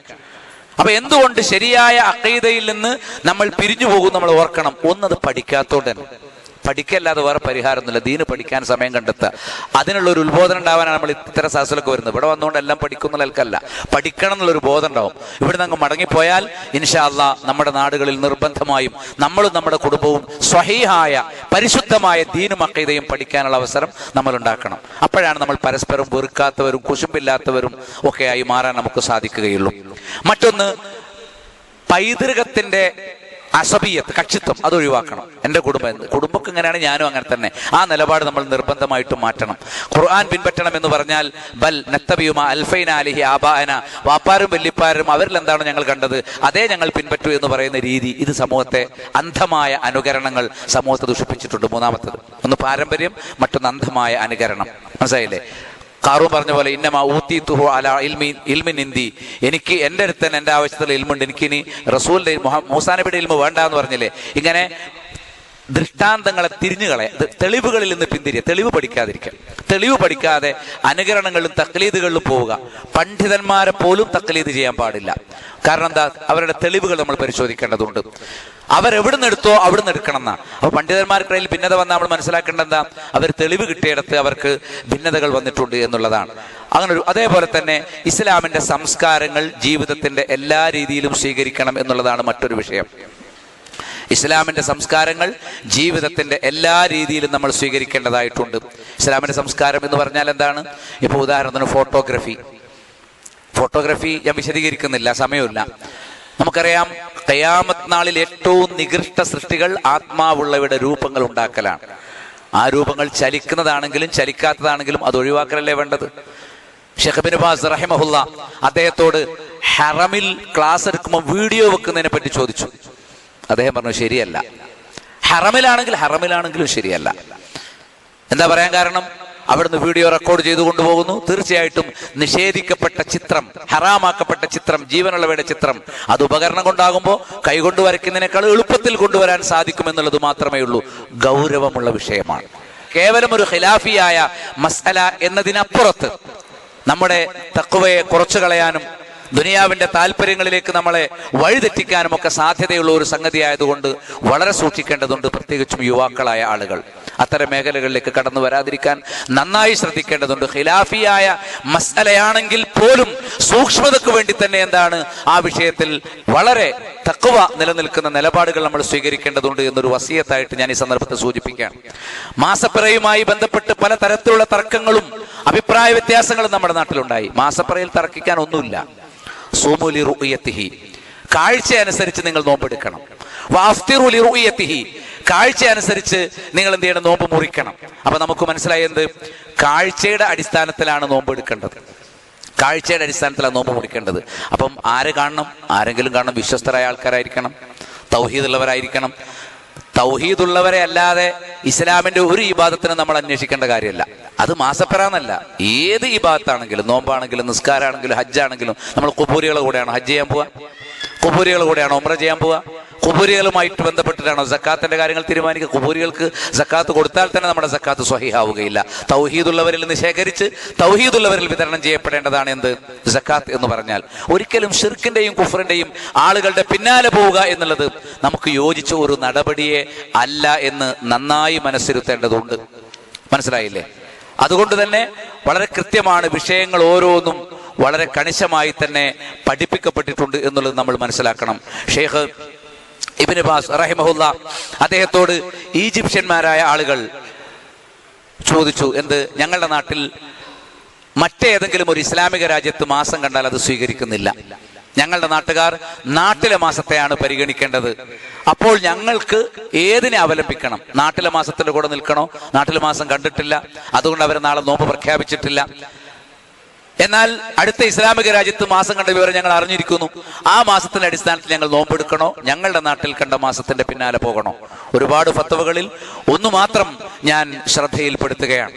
അപ്പോൾ റസൂലുള്ളാഹി സ്വല്ലല്ലാഹു അലൈഹി വസല്ലമയുടെ സൂമു ലിറുഅയതിഹി എന്ന ഹദീസ് തെളിവ് വെച്ചുകൊണ്ട് ഷെയ്ഖ് ഇബ്നു ബാസ് റഹിമഹുല്ലാഹ് പറഞ്ഞു, ഏതൊരു നാടും ലോകത്ത് വിശ്വസ്തമായി കണ്ട ഒരു മാസത്തെ പരിഗണിക്കുക എന്നുള്ളതാണ് വേണ്ടത്. ഏതൊരു നാടും എന്താണ് ചെയ്യേണ്ടത്? റസൂലുള്ളാഹി സ്വല്ലല്ലാഹു അലൈഹി വസല്ലമയുടെ വാക്യത്തിൽ പറഞ്ഞ പോലെ എവിടെ കണ്ടാലും എന്ത് ചെയ്യണം?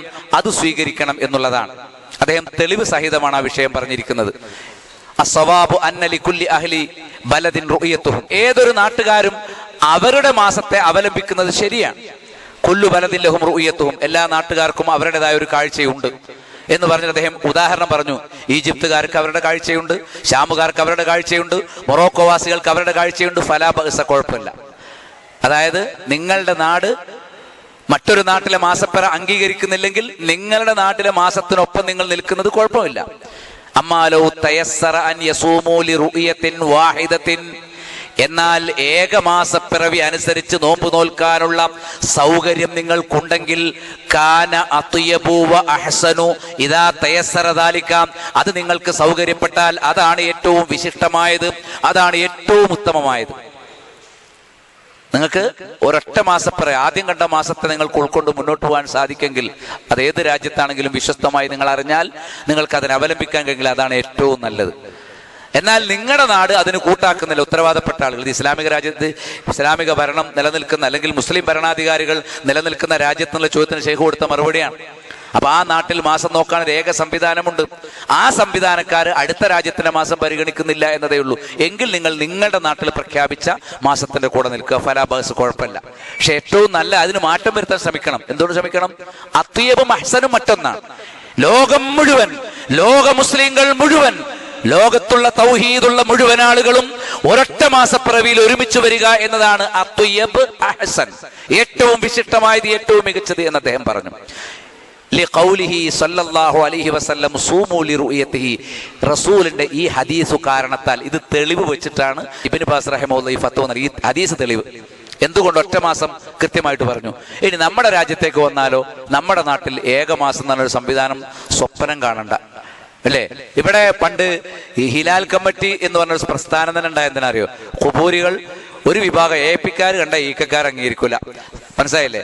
സംയുക്ത ഖാദി കണ്ടാൽ കോഴിക്കോട് ഖാദി അംഗീകരിക്കൂല, കാസർഗോഡ് ഖാദി കണ്ടാൽ തിരുവനന്തപുരത്തെ ഖാദി അംഗീകരിക്കൂല. ഇങ്ങനെ പരസ്പരം 2ഉം 3ഉം പെരുന്നാൾ, അപൂർവമായിട്ട് 4 പെരുന്നാൾ വരെ ഉണ്ടാകുന്ന സാഹചര്യം കേരളക്കരയിൽ ഉണ്ടായിട്ടുണ്ട്, സ്വാതന്ത്ര്യത്തിന് ശേഷം പോലും. പതിവായിരുന്ന ഒരു കാലഘട്ടത്തിൽ ഐക്യപ്പെടുത്താൻ വേണ്ടിയിട്ടാണ് ഹിലാൽ കമ്മിറ്റി ഉണ്ടാക്കിയെന്ന് പറയുന്നുണ്ട്. ഇന്ന് ഹിലാൽ കമ്മിറ്റി ഉണ്ടാക്കിയ ആൾക്കാരാ ഭിന്നിപ്പ്. ഒരു കമ്മിറ്റി മാസം കാണാൻ പറഞ്ഞേക്കുന്നത് വെള്ളിയാഴ്ച ആണെങ്കിൽ അതേ ഹിലാൽ കമ്മിറ്റിയുടെ ഉപവിഭാഗമായ അടുത്ത ഹിലാൽ കമ്മിറ്റി മാസം കാണാൻ ശനിയാഴ്ച പോണെന്നാണ് പറയുന്നത്. ഇവരെന്തിനാ ഹിലാൽ കമ്മിറ്റി ഉണ്ടാക്കിയത്? ഈ നാട്ടിലെ ഖുബൂരികളുടെ ഭിന്നത ഇല്ലാതാക്കാൻ ഉണ്ടാക്കിയതാണ്. വല്ലാത്തൊരു ഗതികേടാണ് നമ്മുടെ നാട്ടിൽ. എന്നിട്ടോ നോമ്പിന് മാസം കാണാൻ ഒരു ഉപാധി, ബഡ്കലിന് മാസം കണ്ടു നമുക്കിവിടെ തീരുമാനിക്കാം. അതേ ബഡ്കലിൽ പെരുന്നാളിന് മാസം കണ്ടപ്പോൾ തീരുമാനിക്കാൻ പറ്റൂല. അപ്പൊ തീരുമാനത്തിന്റെ ആധാരം മാസം കണ്ടതല്ല, ബഡ്കലിൽ കണ്ടതല്ല, നമ്മുടെ മത്രയുടെ പരിധിയിൽ കണ്ടതല്ല. തീരുമാനത്തിന്റെ ആധാരം പാർട്ടിയാണ്. ഇതിന് മാറ്റം വന്നേ പറ്റൂ. ഇത് ഇബാദത്താണ്. ഒരു പാർട്ടിയോട് നമുക്ക് പ്രത്യേകം വിരോധവുമില്ല, പ്രത്യേകം അടുപ്പവുമില്ല. ഏതെങ്കിലും പാർട്ടിയെ തമസ്കരിക്കുകയോ ശിഥിലമാക്കുകയോ നമ്മുടെ ജോലിയല്ല. പ്രത്യേകിച്ചും തൗഹീദുള്ളവരെയും സുന്നത്തിലേക്ക് ദഅവത്ത് ചെയ്തുകൊണ്ടിരിക്കുന്നവരെയും അപമാനിക്കലും അവഹേളിക്കലും നമ്മുടെ ജോലിയല്ല. നേരെ മറിച്ച് ഇബാദത്തിന്റെ വിഷയമാണിത്. ഇതൊരു ഇബാദത്താണ്. മാസം കാണൽ ഇബാദത്താണ്. മാസം കണ്ട് നോമ്പെടുക്കലും പെരുന്നാൾ കഴിക്കലും ഇബാദത്താണ്. അപ്പൊ അതിലിങ്ങനെ തലതിരിഞ്ഞ ഒരു സ്വഭാവം നിലനിൽക്കുമ്പം നമ്മുടെ സഹോദരന്മാർക്ക് ചെയ്യാൻ പറ്റിയ ഏറ്റവും മികച്ച രീതി എന്താണ്? ഏറ്റവും നല്ല രീതി എന്താണ്? ഏറ്റവും മികച്ച രീതി നമുക്കൊരു ഏകമാസപ്പിറവി അംഗീകരിക്കാം. ജനങ്ങളോടൊപ്പം നോമ്പെടുക്കുക, ജനങ്ങളോടൊപ്പം പെരുന്നാൾ കഴിക്കാന്നുണ്ട്. അത് നമ്മുടെ ഗ്രാമത്തിലെ ജനങ്ങൾ എന്നുള്ളത് തെറ്റായ വിശദീകരണമാണ്. പണ്ഡിതന്മാർ നമ്മളെ സംബന്ധിച്ചത് ഇന്ത്യ രാജ്യത്തെ ജനങ്ങൾക്ക് ഒരു ദിവസത്തെ നോമ്പെടുക്കുന്ന സ്വഭാവം ഉണ്ടെങ്കിലല്ലേ അത് നമ്മൾ പാലിക്കേണ്ടതുള്ളൂ. അങ്ങനെ ഒരു അവസ്ഥ ഇവിടെ ഇല്ല. ഉണ്ടോ? വടക്കേ ഇന്ത്യയിലാവട്ടെ കേരളത്തിലാവട്ടെ ഒരു ദിവസം നോമ്പെടുക്കുമ്പോൾ ഒന്ന് ഉറപ്പുള്ള ഒരു സാഹചര്യം ഇവിടെ ഉണ്ടോ? ഇല്ല, ഒരിക്കലുമില്ല. ഓരോ അവനവന്റെ തരീക്കത്തുകാർക്ക് അവരെ ശൈഖ് പറയണം, സംഘടനക്കാർക്ക് അവരെ നേതാവ് പറയണം. അതിനെ വേറൊരു എ ഗ്രൂപ്പിൻ്റെത് ബി ഗ്രൂപ്പ് സ്വീകരിക്കൂല. ഒരേ വിശ്വാസമുള്ള ആൾക്കാർ തന്നെ. ഇതല്ലേ നമ്മുടെ നാട്ടിലെ കഥ. സലഫികൾ എന്ന് പറയുന്നവർ തന്നെ ഒരു ഗ്രൂപ്പിൻ്റെത് മറ്റേ ഗ്രൂപ്പ് അംഗീകരിക്കൂല, പരസ്പരം തർക്കിച്ചുകൊണ്ടിരിക്കുന്നു. അപ്പൊ ആ തർക്കത്തിൽ പ്രമാണങ്ങൾ വെച്ചിട്ട് ശരിയുടെ കൂടെ നമുക്ക് നിൽക്കാം. ഏത് ഗ്രൂപ്പിന്റെ കൂടെ ആണെങ്കിലും പ്രമാണങ്ങളുടെ കൂടെ നമുക്ക് നിൽക്കുന്നതിന് ഒരു വിരോധവുമില്ല.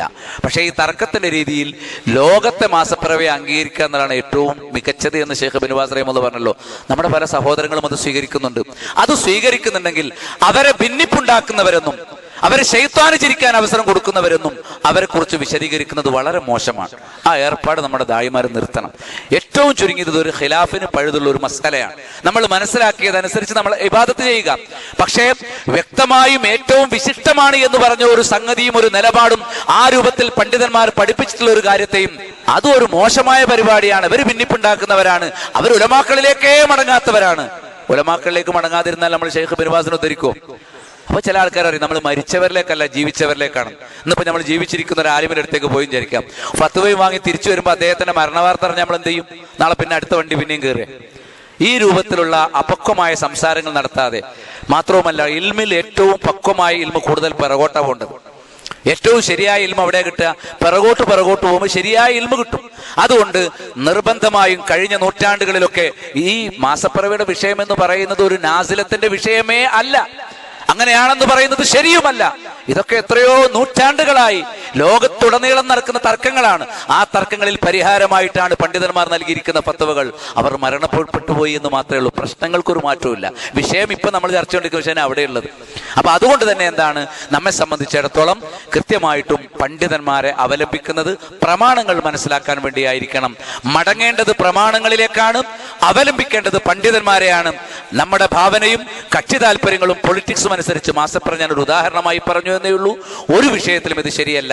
സലഫിയത്തിന്റെ മാർഗം എന്ന് പറഞ്ഞാൽ പ്രമാണങ്ങളെ സ്നേഹിക്കലും അതിനെ അനുധാവനം ചെയ്യലും, പ്രമാണങ്ങൾ വ്യക്തമായി കഴിഞ്ഞാൽ അതിൽ അടിയുറച്ചു നിൽക്കുക എന്ന ഇസ്തിഖാമത്തും, ഷിർക്കിനോടും ഷിർക്കിന്റെ ആളുകളോടും വേറിട്ട് നിൽക്കുക എന്ന വിശുദ്ധമായ നിലപാടുമാണ്. അല്ലാഹു തൗഫീഖ് നൽകട്ടെ.